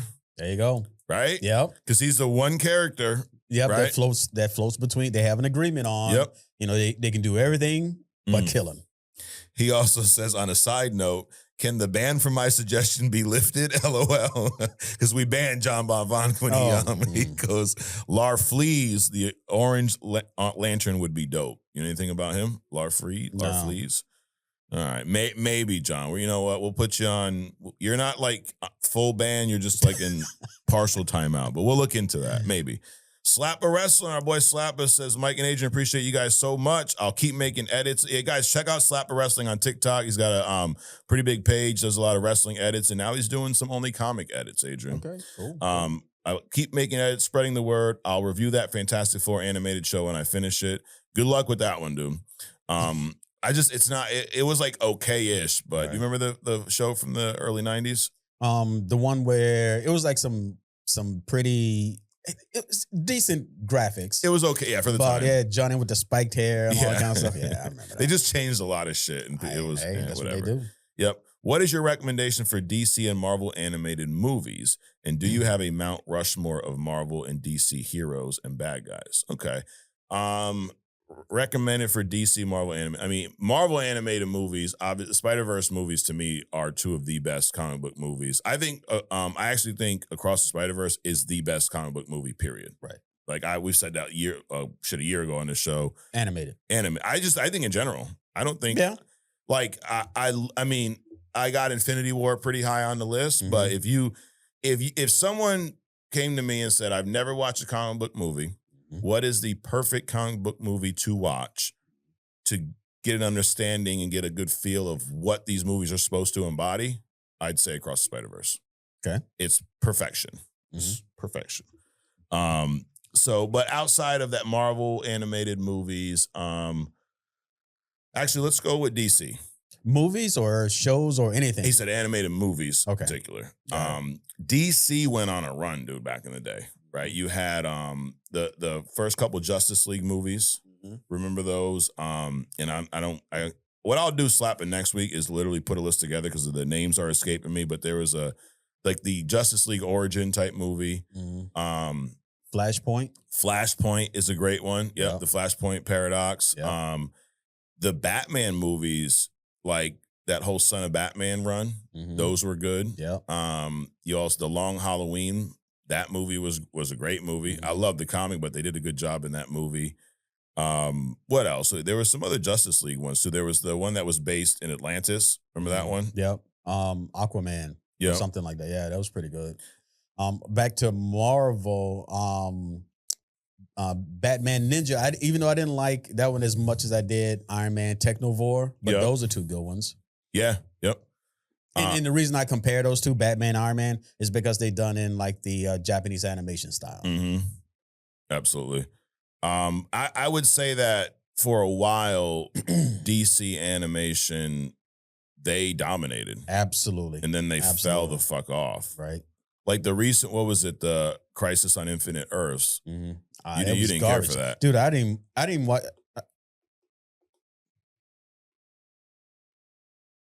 The fuck? There it goes.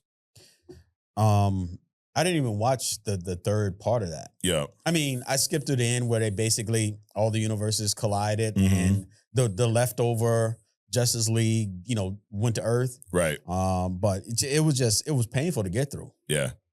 And that's the second time they did that in film. They had Justice League Crisis on 2 Earths. Mm-hmm. Oh, Batman Under the Red Hood. You ever seen Yes, that? That's a great one. Yep. Batman Year One. It's funny. Everything Batman, right? Right. So is it DC or is it just Batman? Exactly. I got an idea. Just call it Batman Comics. Get rid of every other superhero that sucks and just make Batman content. Right. There you go. And just call it, what is it, BC? Yeah. Oh, well, then you get confused with, the other Before character. Christ. After Superman. But Batman Year One, great one. Justice League Doom. That was the first one. That was a good, it had like the Tower of Babel story. You had The Dark Knight Returns, another Batman. You ever seen that 2-part? Yeah. Where it's the older Batman? I'm sitting there thinking, right? For DC, if you got Superman, Batman, and Wonder Woman at the top. Yep. Right? Even when you start thinking about, I mean, we can sit there all day and just roll out Marvel characters, right? But in DC, it's like, who else is in fucking DC, right? Even the Teen Titans, it's like, oh my God, oh my God, I forgot all about them. Right. It's like even they're a stretch. Yeah. You can think more about the villains in DC than the superheroes. Catwoman, Poison Ivy, like the Riddler, the Joker. But again, all Batman villains though. Right. Outside of like Lex Luthor, like who's a big villain that you think of when you think DC? You don't. I mean, Darkseid. Right. But assuming that you know who he is. Exactly. Right?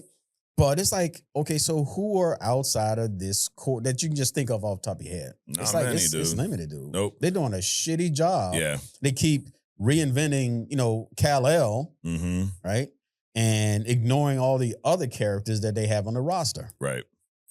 Yeah. So they went on a run, dude. The Dark Knight 1 and 2 was really good. Flashpoint, which you already mentioned. Son of Batman, when he finds out about Damian Wayne. You ever seen Batman Assault on Arkham? Where is that the one with the Suicide Squad? Maybe they may be in that one. Then there's Batman vs. Robin. I've never seen Batman Bad Blood. You ever seen that one? It's when he kind of goes missing and the Bat family's looking for him or something. Yeah, is that where he get caught by the Court of Owls? I think so. Yeah, I saw that. Yeah. That was good. Oh no, Court of Owls was Batman vs. Robin. That one was good. Yep, that was so I don't know who caught him up in Batman Bad Blood. That was when Robin dresses up as Batman. It was a movie. I know I've seen it. I just don't remember the particulars of it. Justice League versus Teen Titans. You ever seen that one? That was a pretty good one. It was pretty good, but it wasn't really a versus. It was just like a like one. It was like the Avengers, going against each other and shit. Right. Batman: The Killing Joke was horrible compared to the comic. Like that movie sucked. Gotham by Gaslight, I've never seen. I never heard of that.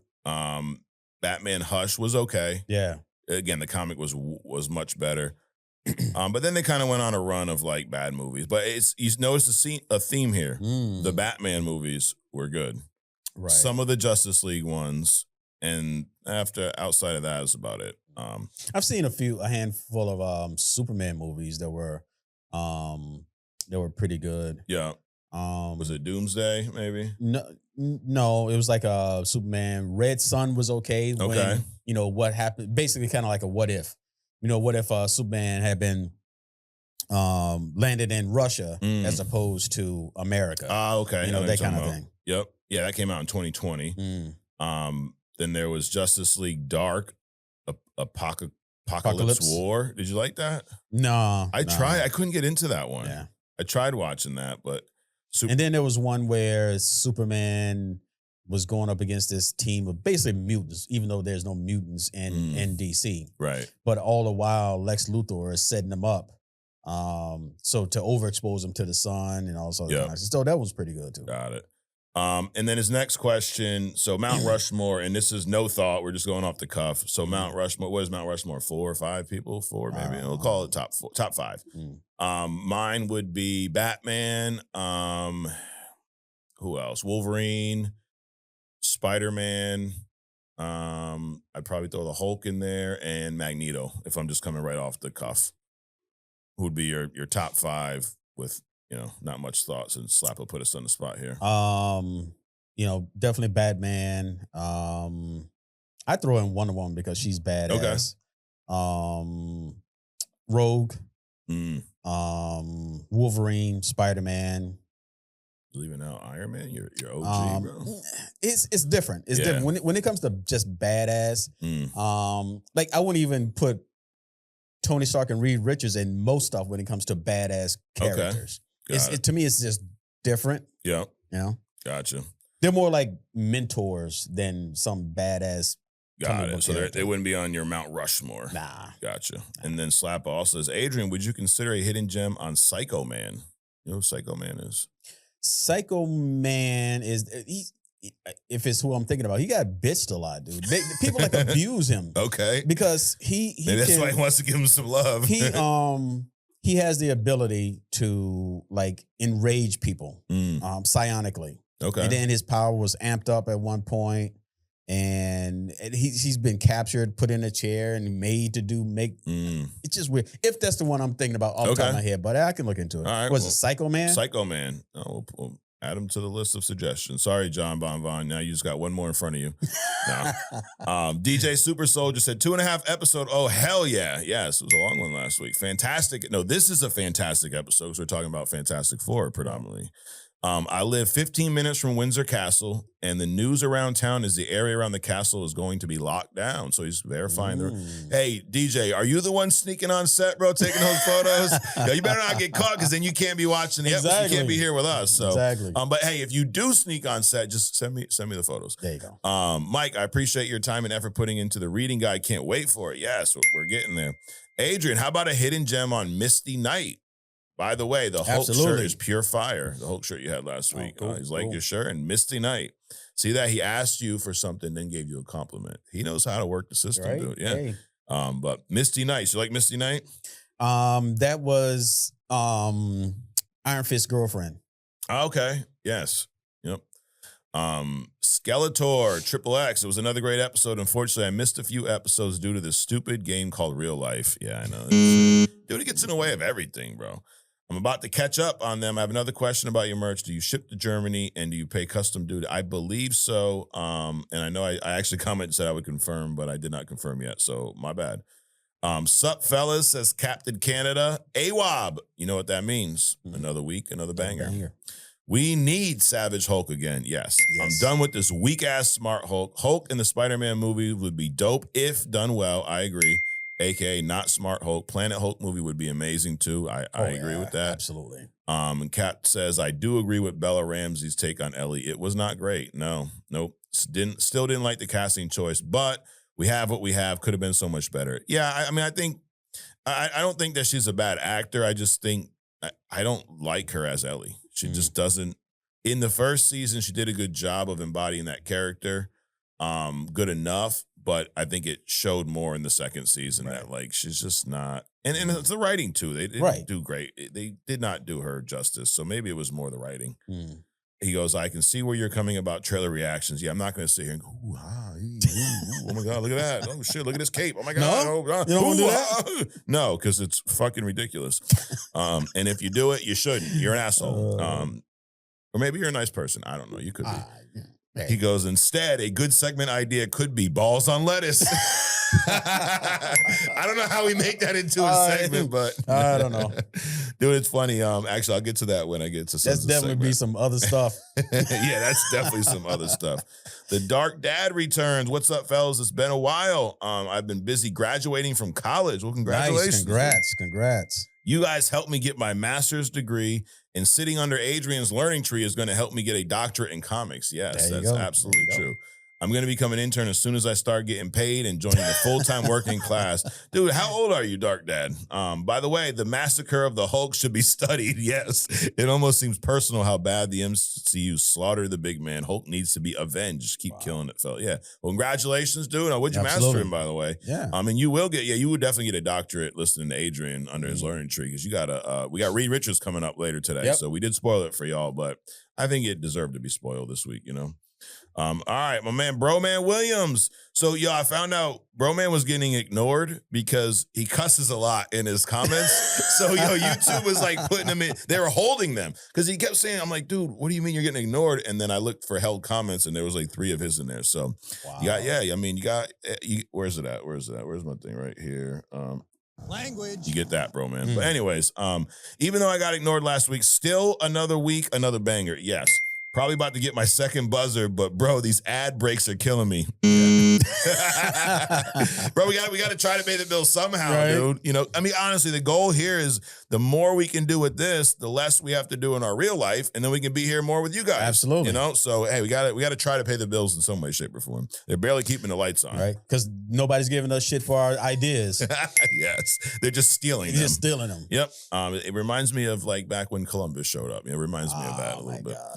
So anyways, he says, there a way interns can watch ad-free? No, there is not. I looked, but that's why we give you other stuff ad-free. Also said last week when Kang said he defeated the Avengers, that fool was talking about the new Avengers. Yes. All right. And then Slapper says, oh, yeah, some of my comments were held back too. Yeah, dude, you got to watch the language, dude, Way to clean it up. We don't like all that fucking cursing around here.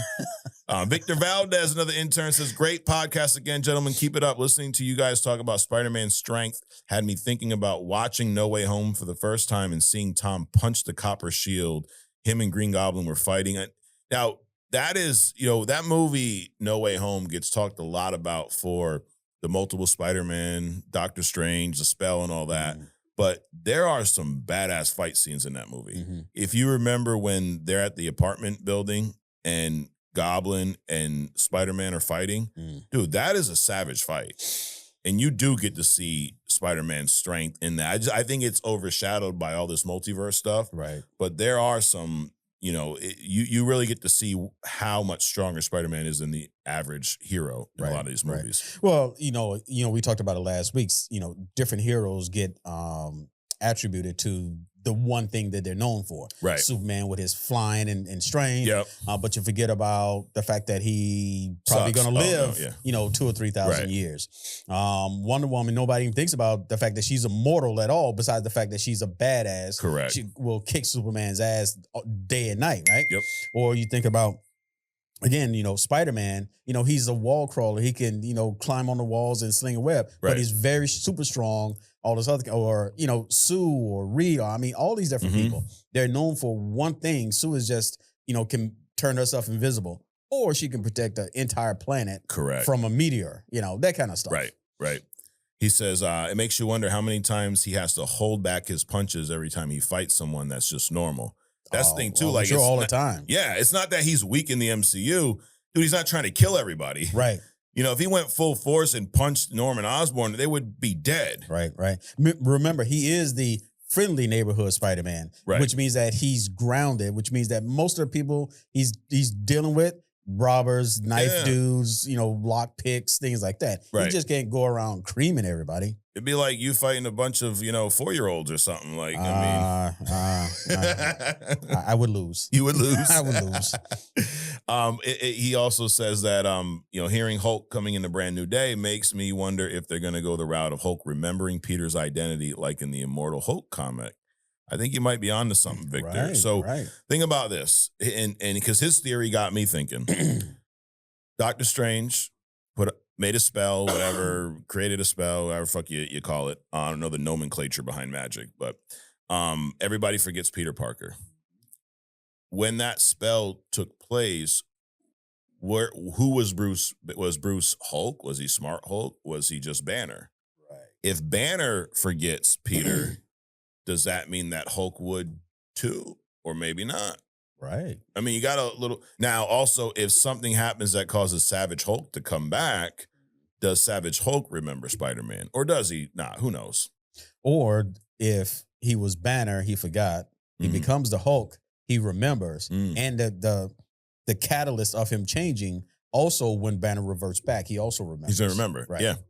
What if he was, Smart Hulk when it happened, and then he reverts back to regular Banner and then remembers? There's definitely ways to where if he was the Smart Hulk and it happened, he just fucked because Smart Hulk is just he's too smart. Yeah, he's just okay, whatever. But there's definitely a route they could go where which brings them in, and that's the thing. People on TikTok, my TikTokers out there, they're like, hey, how would it make sense for a Spider-Man to fight Hulk? Like, why wouldn't it?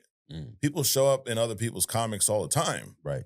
Like, Peter lives in New York. All it takes is Banner to take a trip to New York and turn into the Hulk. Right.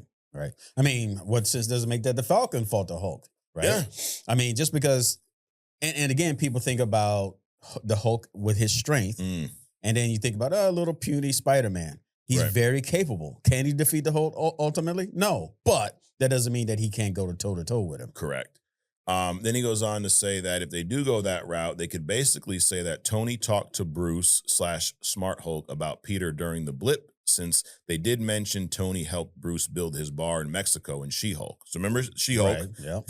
You remember that show? Yep. Yes, but there was a part in the beginning where Bruce Banner has a bar. Wait a minute. Did I miss something? Tony helped? He helped him. He did say that in that. Of course. The boozer helps build a bar. Come on, man. Yes, he did. But so there is that connection there. So he's saying, maybe during that time, Tony, introduces Bruce or mentions Peter to him. Who knows? But the point is, Victor, there's plenty of options.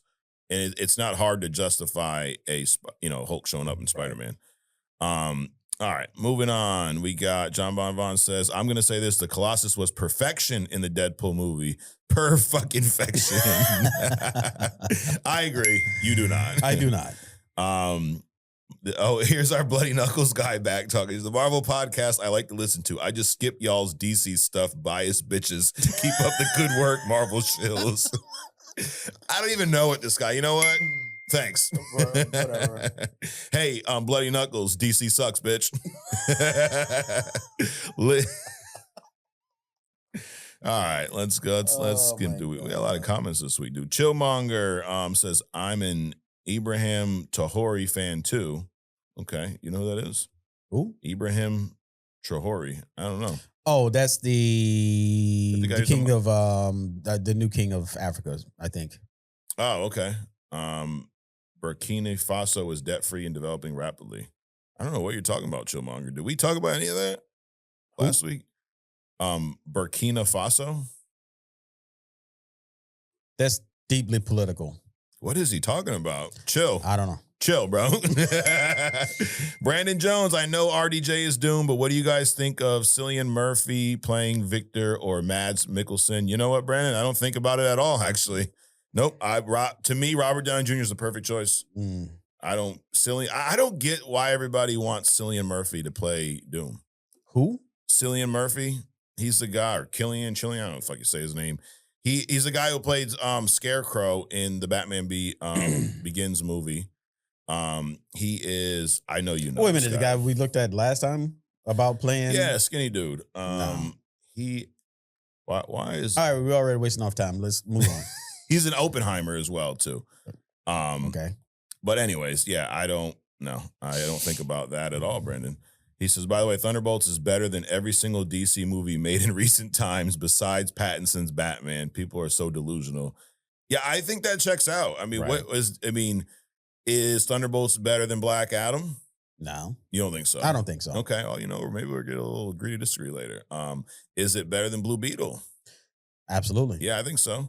Is it better than Zack Snyder's Justice? Yes. Yes, everything's better everything. than that. This episode's better than that. And then that dude Pablo says, I second third comics. I kind of lean DC. I have more DC stuff is all I mean. But movies, it's a wrap. DC isn't even coming close. Yeah, at least he's honest. And like Mike mentioned, even DC's animated stuff is going downhill. It's going in the shitter, Adrian. They used to be good for animated movies at least once a year. Not anymore. Correct. Sons of Sekhmet, the old Marvel superheroes role-playing game had encyclopedias with stats for most heroes and villains in the Marvel universe. You remember this? Oh, absolutely. That's what I was talking about. The Baxter Building. They did cross-sections like Machine Man or Ultron. They would show you cross-sections. Yeah. The Sentinels. They would show you cross-sections like the Rockets. I was deep into that. Yeah. Brandon Jones also says, Mike said the omnibus was available, and for the first time I had to press pause while watching an episode. Thank you, guys. Well, I appreciate you ordering the comic. So, and also, Brandon, I had a little shipping hiccup, so I threw an extra comic in there for you. Nice. So a little surprise. It's a little I don't know if you're a Superman fan, but it's a Superman Day foil, so keep it. If not, sell it. I don't give a shit. But yeah, I figure, I messed up, so I wanted to do a little something special. That dude, Pablo, I went to the merch store as soon as they mentioned it too. Already sold out. It's been built up so much at this point. I want to get it too. Sad day buffet. Oh, we get another one, bro. You let me know. I definitely will get some more. And then he goes, yeah. He just goes on to say, sorry, I snagged it. But it was a special request. And then last but not least here, that dude, Pablo says, why doesn't Sony do a Deadpool Wolverine with Madam Web or Venom? I hear fans like Morbius. In all seriousness, can Sony not see that it's all over? Sell the rights back to Marvel. Yes, that part. Right, I didn't watch Kraven. How can you blame me after them butchering all the movies that came before? Yeah, the sad thing is Kraven was probably one of the better ones. Right. It still wasn't great. Right. But it wasn't, I wasn't mad that I saw it. Right. It wasn't a Madam Web or, ridiculousness. I do agree with about Morbius. He is a popular character. Did you like that movie? A lot could be. It wasn't bad. Okay. A lot could be done with that. Mm-hmm. It's just that Sony, give the rights back. Just give them back. Don't even try to sell them. Just give them back. But to his point, why did they not do some mashup between some of these characters?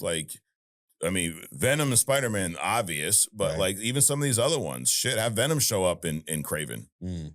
These two have gone at it in the comics. We just had a game where they went at it. Now, minus the Spider-Man, but those two going at it in the movie, be some cool shit. Yeah. Hey, give Kraven a worthy opponent. Yeah. Well, not while he's dancing, but right. All other times. On the Spotify, Scott Botkin says you need to grab a clip of John Goodman from The Big Lebowski for the shut the fuck up button. That's a great idea. Yeah. OG Dirte says, damn, I'm sure you get a lot of content this week, so I'm gonna see if I can add to it. Henry Cavill in the Highlander film. Mm-hmm. White Black Panther. Yeah, we saw that, unfortunately. Whoever is that DC fanboy, I want to know if he's listening to know how much Martha sucks. Are you guys still doing superhero team bracket? No, we will do it in the future. I think what we're going to do with that is, and it's a little bit of time from now, but every March Madness, we're going to do some type of tournament. Right. So in the future, OG, or you can build your own bridge and you can look into the future and see what happens and then come tell us. Memo Garcia, I like both. I can't always invest in big storylines all the time, so a one-shot every once in a while with a character I like. We're talking about one-shot versus series. Mm-hmm. I agree. I like both too. Yeah. But it is nice to just take a nice little one-shot, read that, and kind of sit with that for, instead of worrying about what happened before, what happens after type shit. Peyton says, saying someone pretended to get shot while in the process of someone innocent died. Oh, shut the fuck up, dude, please. What is that about? You were talking about, you and they get shot in the ear and it was fake. And yeah, he's getting all offended about that. So what you can do is, I wish I had the shut the fuck up button. Because here's the thing. This is meant for entertainment purposes. If this offends you, something's fucking wrong with you. Kieran Hughes, big fan of the podcast. Keep up the good work. You should do a versus of Wally West versus Sonic the Hedgehog. I've been arguing with my friends that Wally would mess up Sonic, but I think Wally would. Yeah, definitely. We like Sonic. He's a hedgehog, though. It's like you just run him over. I hit a bird the other day. Last night, a cardinal. Mm-hmm. I'm driving. We're going out, and dude, I see it. It's like way over the side. This motherfucker swoops in, goes down, hits the grill of my car, rolls up, hits my windshield, and then it's unalive. Yo, I saw that the other day. The car in front of me. What's going on? Is this another conspiracy? The government-run birds are self-destructing? Yes. It was a car in front of me, and this bird swooped down in front of, hit the grill, rolled onto the ground, and just got hit by another oncoming car. Yeah. It's like, what's going on, dude? We gotta do that one. Conspiracy, birds. Yo, for real. They're in the road they're in the road more now than I've ever seen. Right. It's like, how does a bird end up getting hit by a car? Yeah. And dude, I saw it, I'm driving. It's a, two-way street here. Mm-hmm. So it came from the driver's side. It was in someone's yard. I see it coming. It literally flew, drop down, hit my car. It hit my car. I didn't hit the bird. And then it rolls up off. I see the cardinal like boom. And then it goes. Yeah. Wow. That's some crazy shit, dude. They putting some of them engines that's attracting the birds. Yes, that's absolutely. What's going on. Absolutely. And then C says, another week, another banger. Did y'all see Chris Hemsworth post about playing Thor? I did. There's no chance he lives the Secret Wars. Dr. Doom is going to kill our glorious king, isn't he? I'm scared for our boy, too, Russell Dowis says. I think so. Yeah. I think so. Be a nice send-off, right? Yeah. He did. I don't remember exactly what he said, but Chris Hemsworth, he posted something just really about like how he enjoyed playing the character and type of like, it sounded as someone who was putting the character to rest or unaliving the character. Sure. But I think he should get a nice send-off. Yeah, absolutely. And Doom should be the one to take my man out. Yeah, nice happy ending for Thor. Absolutely. And what does that do? That opens the door for Beta Ray Bill. Oh, yeah. Beta Ray Bill. That would be cool. Yeah. Which you did a hidden gem on recently, Adrian. All right, before we speaking of hidden gem, we're going to get into hidden gem real quick. I just did want to slap a few people from TikTok around. So Big Sant says, why would Hulk fight Spider-Man? I don't know, dude. Why does anyone fight anyone in comics? Because Hulk shows up, does something Spider-Man doesn't like, people are in danger, and Spider-Man steps in. Like, read a fucking comic, bro. Knock it off. Let's see. Folio3 says, if Wonder Woman would beat Superman, why didn't she just smack Steppenwolf herself instead of needing him to bring back Superman? Well, that's Zack Snyder's, because he don't know shit about the characters. Exactly. That's why. Let's see. Pratt says, Smart Hulk and Fat Thor almost ruined Endgame for me. Yes. Also, Ruffalo is terrible. You agree with that, Adrian? Yes. Does Thor beat Hulk and without the hammer? Nah, no way. No. You don't think so? No. Mjolnir actually empowers Thor to a degree. He's an Asgardian. Because think about it. If you, like when Hela went to Asgard, and she killed all the Asgards, they're gods, right? But there's different levels of gods. Okay. So, the Asgardians, they are, pretty much immortal. Mm-hmm. But then you got Heimdall, who can see through universes. Right. You got Thor, you got Odin, you got Hela, you got Loki. So it's just like a bodybuilder amongst humans. Got it. You have an exceptional person amongst the regular ones. The regular Asgardians are just immortal. They're probably stronger than humans. Right. But then you have the exceptions where you have like the Thor. But then Odin enchants Mjolnir, and some of his strength comes from Mjolnir. So no, he would not defeat the Hulk without the hammer. Star Davis says, what's wrong with glasses? Well,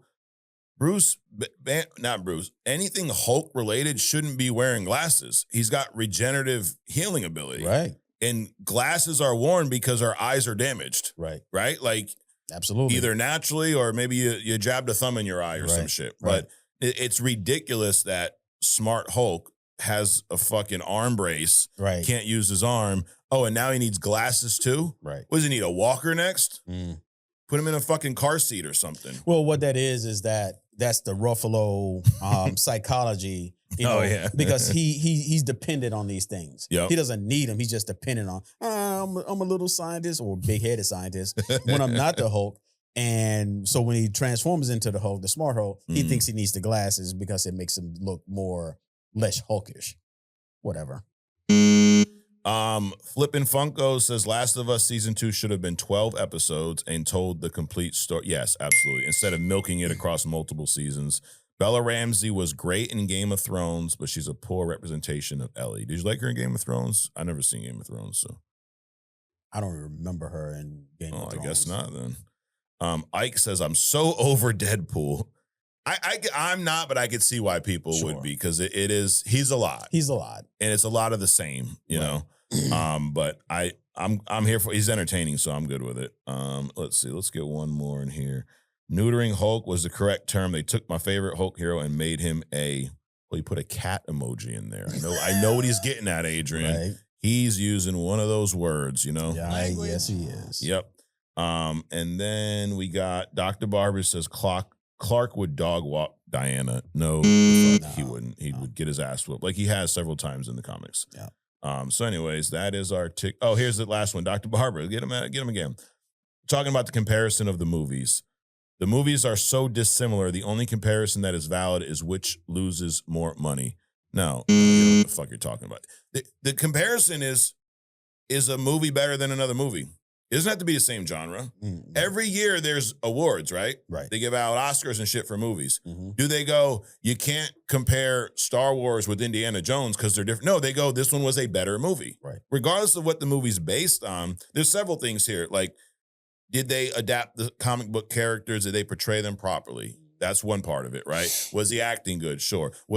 But then you take a step back and you go, overall, was it a good movie? Forget about a comic movie. Forget about, as a whole, was the movie good? Right. And then there's levels to it. Like you're talking about levels to Asgard. There's levels to movies, right? There's some movies that are 10s. There's some movies that are 7s. There's some movies like Zack Snyder's Justice League that are 3s. Yeah, there's that. So anyways, Dr. Barber, you know what the fuck you're talking about. But we appreciate you, though. We appreciate you. So anyways, let's move on. I'm going to pass the baton to you. I'm going to shut up for a little bit, and we're going to hear about your boy Reed Richards on Hidden Gem. Let's do it. All right, so we'll jump right into it. Reed Richards, the elongated man. Yeah. So I'm not even going to get into a lot of his past and what he done, but we all know he's a super egghead. He's a master at all kinds of shit. Electrical, mechanical, aerospace engineering, electronics, chemistry, physics, human and alien biology. He studies alien. He wants to decrypt alien languages in his spare time. So it's like he works for the government. Right. Well, he works for himself and everybody else benefits. Got it. Basically. He's made breakthroughs in space travel, time travel, extra-dimensional travel, biochemistry, robotics, computers, pretty much everything. So that's the egghead. He's got patents that are so valuable. Everybody's, scrambling to get his tech, and he's constantly, making more. Matter of fact, his patents are so valuable that he's able to bankroll the Baxter Building and all the things that the Fantastic Four does on his own, right? He's so smart about everything that's on Earth. He's considered the smartest man on the planet. He's even smarter than some of the advanced aliens that they encounter. That's crazy. Damn. Right? So, but later on, I'm going to break down how smart is he really and who else is in his category. Okay. And then we're going to have a versus at the end. Shit. Dude, so we got a lot all today. The tricks today. So you're tying back to last week's Hidden Gem a little bit where you broke down the power levels. Yep. Okay, look at you. It's like we have a connected universe here. Absolutely. All right, so let's get to his power. So we know he's smart. He's rich, right? As a matter of fact, his father was also a physicist. Okay. And his father, created, not a bridge, but he created a time machine that actually took him to another. This is Nathan, not Reed. Nathan created a time machine that actually took him to an alternate Earth, not a future Earth. And he spent some time over there, but when he left Reed a little endowment, kind of like, Trump's, father left him. Okay. But instead of $1 million, Nathan left Reed a couple of $1 billion. Shit. Right? So Reed used that money because his thing was he wanted to build this spaceship. Not to just go into space, but he wanted to go into other universes. So, kicked it around a little bit. While he was going up, he had 4 masters or 4 doctorate degrees or 4 kind of degrees. By the time he was like 21, when he was going to meet to get his 5th, he met this other chick that was not Sue, right? She was a super egghead, and I'm saving her name for later because she's going to be part of that group that's all the other eggheads, right? So he met her, and she was kind of a dick, but they were good for each other. But she was like, "Listen, you're an egghead, I'm an egghead. Let's go and spread out. We don't need to, encapsulate our gene pool. So let's go, hook up with dumber people, so that we can spread our genes around the universe." So she split with him, left Reed, bounced. All right. So that's kind of like, because a lot of people think about Sue all the time. Sue was the only one. Well, no, she was not. So his powers: plasticity, dense flesh, elongation. Now, basically, he can stretch himself super thin. He can flatten himself out to the thinness of a sheet of paper, or he can thin himself. Is that a word? He can make himself thin enough to fit through the eye of a literal needle. Now, he has limitations about how far he can stretch.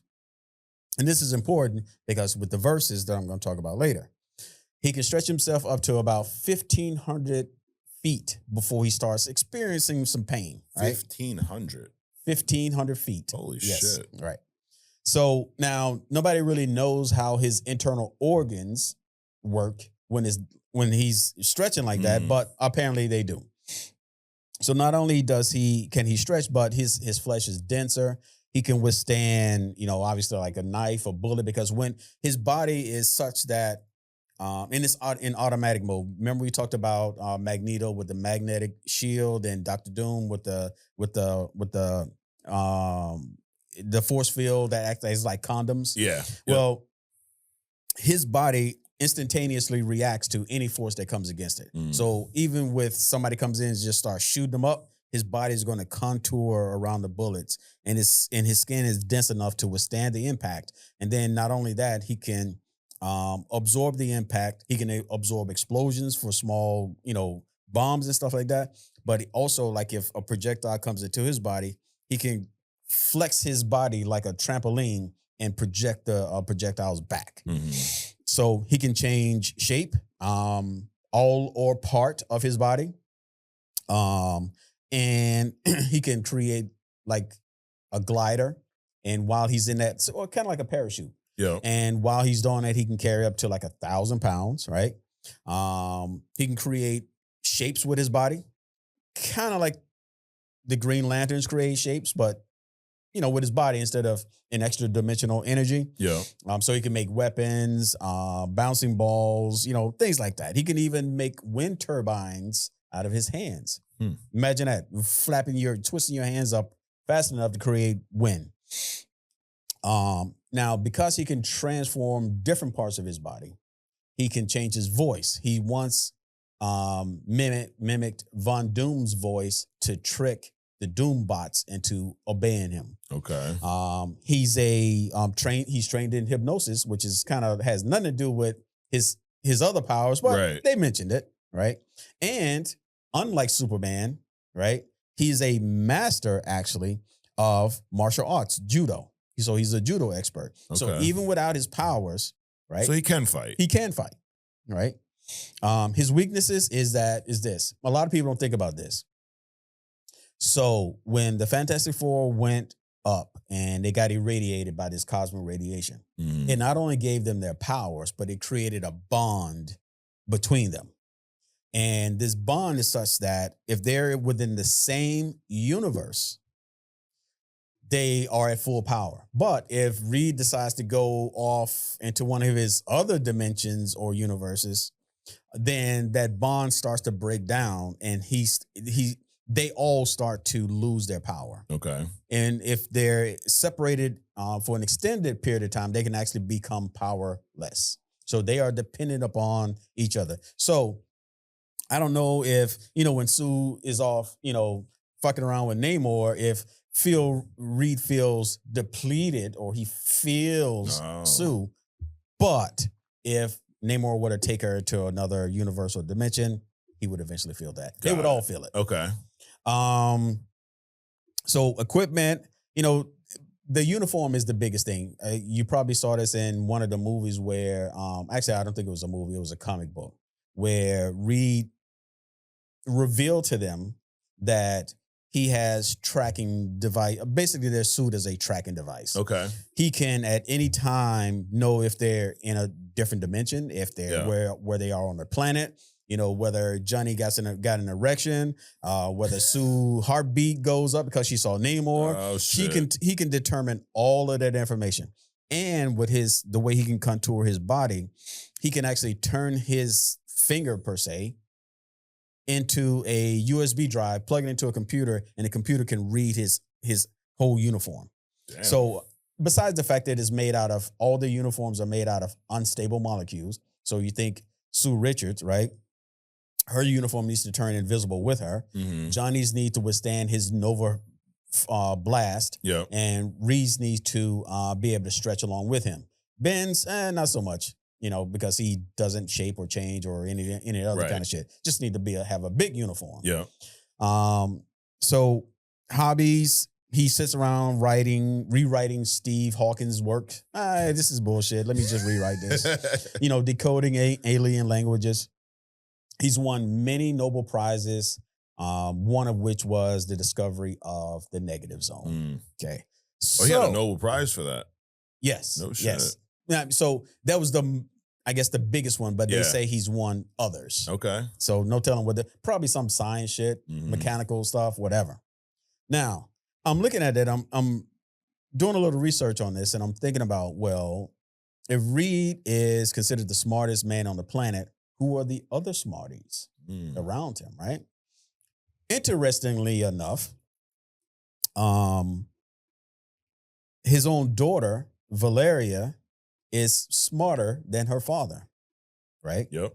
Now, other people that are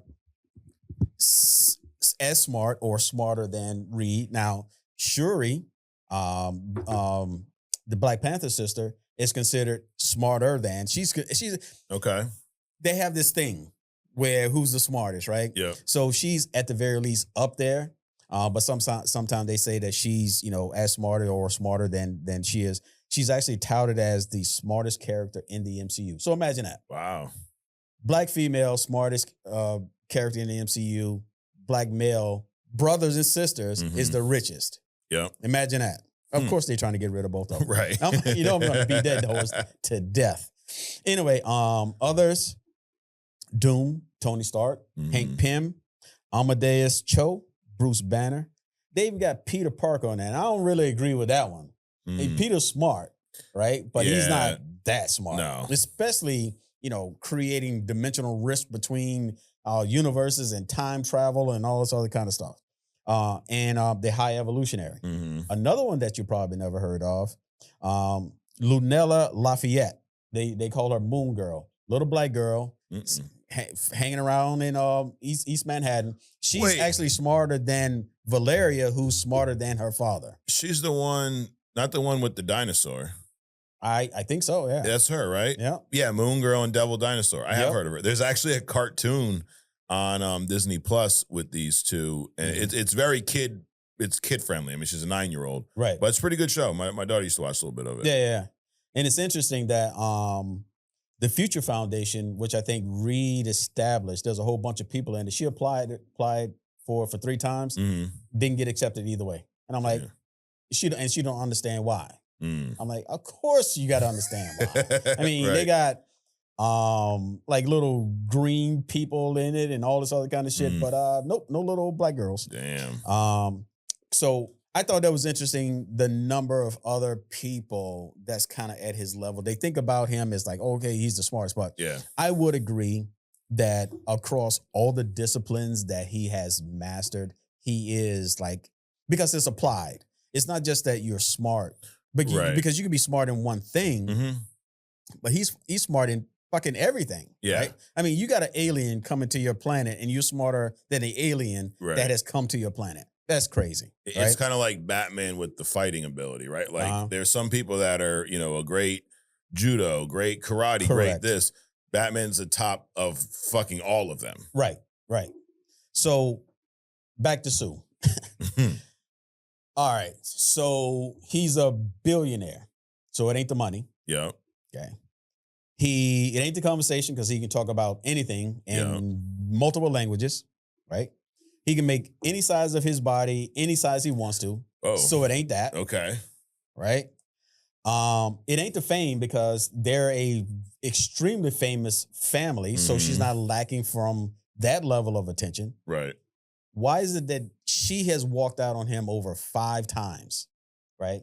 Oh, I'm not your equal. Oh, you're not respecting me. It's always something, dude. So you can change your mind anytime you want to, walk out the door, but then you also got to think about him because he accepts it every time she comes back. Right.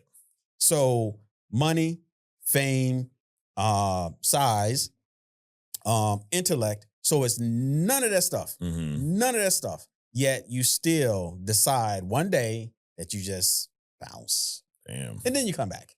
Whatever. So who has played Reed Richards? All right, we've had Lone Grufford, the guy from the first two Fantastic Fours. Yep. Right? Miles Teller, that ill-fated, twisted third one. Yep. John Krasinski. Yep. Which is pretty cool. Yeah. And then Pedro Pascal. So those are the people that's actually played Reed Richards. Now, the verses. So, Reed Richards versus DC's Plastic Man. Okay. Right? So, Plastic Man is this guy named Eel O'Brien. He was a small-time crook from the 1940s. So we got another mysterious drum with some radioactive liquid stories, right? Of course. So was he easily accessible as well? What? The drum of toxic substance? Well, apparently because he was trying to, him and some other people were trying to rob something. The cop showed up. They was trying to run away. Yeah. He got shot, and somehow a drum fell on him that had some irradiated liquid or something, right? It got into the gun wound, and he woke up with these powers.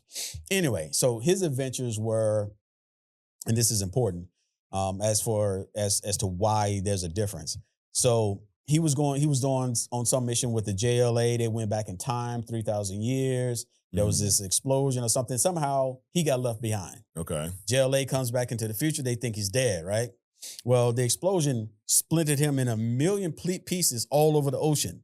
Well, guess what he did for 3,000 years? Sat at the bottom of the ocean and slowly reassembled his body. Shit. 3,000 years. Then he shows up and rejoins the JLA. So at the very least, he's 3,000 years old. Okay. So he's immortal, for number one. So he's got the cataracts too then. He does not have the cataracts. So Reed versus Eel O'Brien. So Mr. Fantastic, so they're both elastic, a lot of range. Reed's limitation is about 1,500 feet. The Plastic Man, however long he wants to. He can wrap himself around the planet if he wants to. Okay. So they both got shape-shifting, elongation, durability, flexibility. The big difference is that Reed is the brain with the elasticity, and Plastic Man is really raw power. He has the shape-shifting ability, transmutation. He can change his mass and his color. So he can increase his strength by simply adding more muscle, right? Pretty much invulnerable. Agility, strength, and like I say, he can stretch himself to whatever length he wants to. The immortal thing, he can detect ultrasonic sounds, like his body starts rippling around ultrasonics. Rubber organs, he can move his body. We talked about how we don't know how Reed's organs work when he's stretching. Yeah. Well, this cat, he can move his shit around in his body at will. Shit. Right? So basically, he's mainly limited. While Reed has some hard limits, this cat, he's like a Green Lantern. His limits are based on his imagination, and of course, he has regenerative abilities, and can basically withstand most hits from pretty much any kind of character. So I just thought it was important that. Oh, and he can withstand telepathy too. You can, in other words, so like Batman said, according to Batman, O'Brien is the only person on the earth that can stop the Martian Manhunter. Oh shit! Which speaks to the power of the Martian Manhunter, but also how much different when it comes to power that the Plastic Man is versus Reed. So I just thought that was an interesting comparison. Yeah. Because people think about, they both can stretch. Well, it's kind of different. Yeah, he's a Plastic Man can pretty much shapeshift. Yes. Which Reed is just stretching. Well, Reed can shapeshift to a degree. He is limited by, white people, right? And people that look similar to him. So he can distort his face somewhat. Plastic Man can completely change to somebody else. Like a Mystique, literally. Pretty much, yeah. Got it. So the verses, who wins the fight? Plastic Man. That's what it sounds like. Right.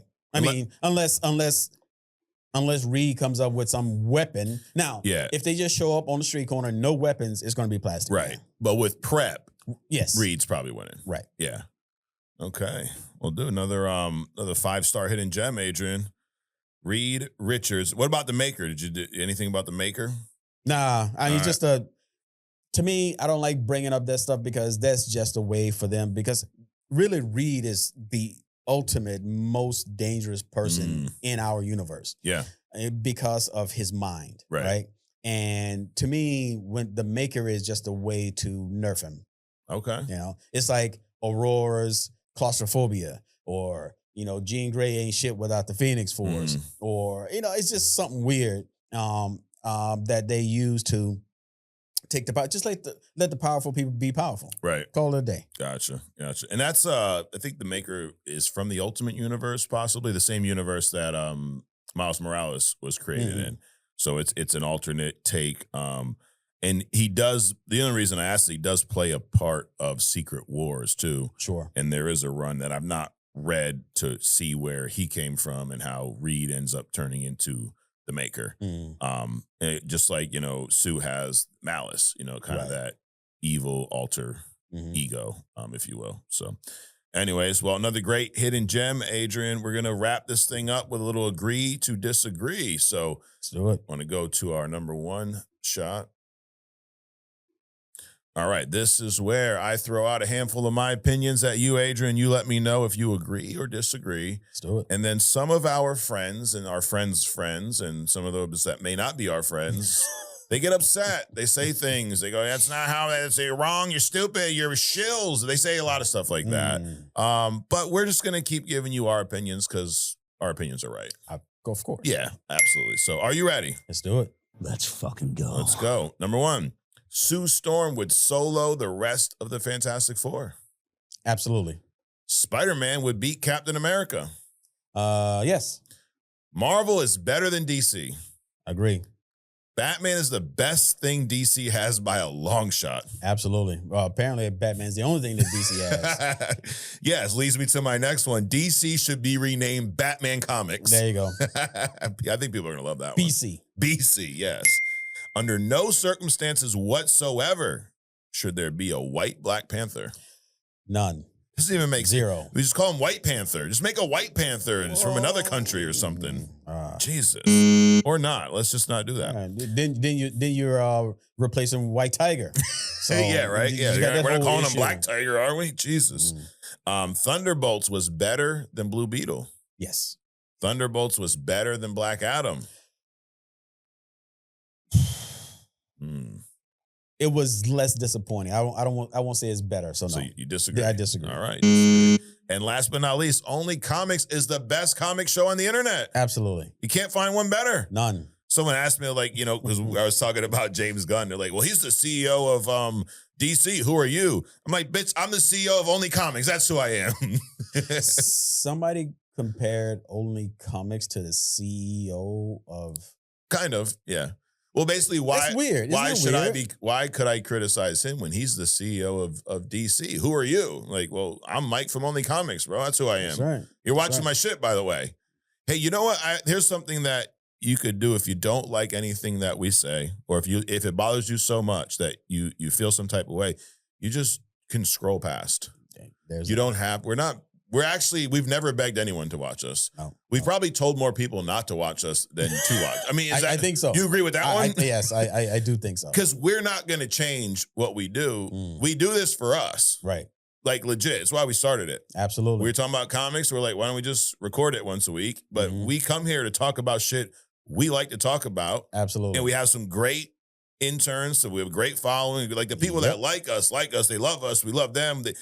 We have a great team, but the ones that don't fucking watch it then. Yeah, absolutely. No one's twisting your arm, dude. There's thousands of other people on TikTok. They're not as entertaining or as amazing as us. But glistening beards and all that absolutely. stuff. I'm just saying. Or fantastic as us. Yes, yes. Well, we've learned that, you're a silver fox, Adrian. With this. Yeah. Okay. So if we were superheroes, you'd be Silver Fox. Okay. And I'll be the unaliver. Okay. What do you think? You think that's kind of... That works. Okay, that we got to works. come up with a The team Unaliver. name, dude. So we'll start there. We got Silver Fox. We got the Unaliver. Right. There's a lot of syllables in there. Whatever it is. There is. Yeah. Silver Fox and the Unaliver. Coming soon. Dude, that's a whole comic run right there. I don't know what our powers would be. It is a mouthful. No diddy.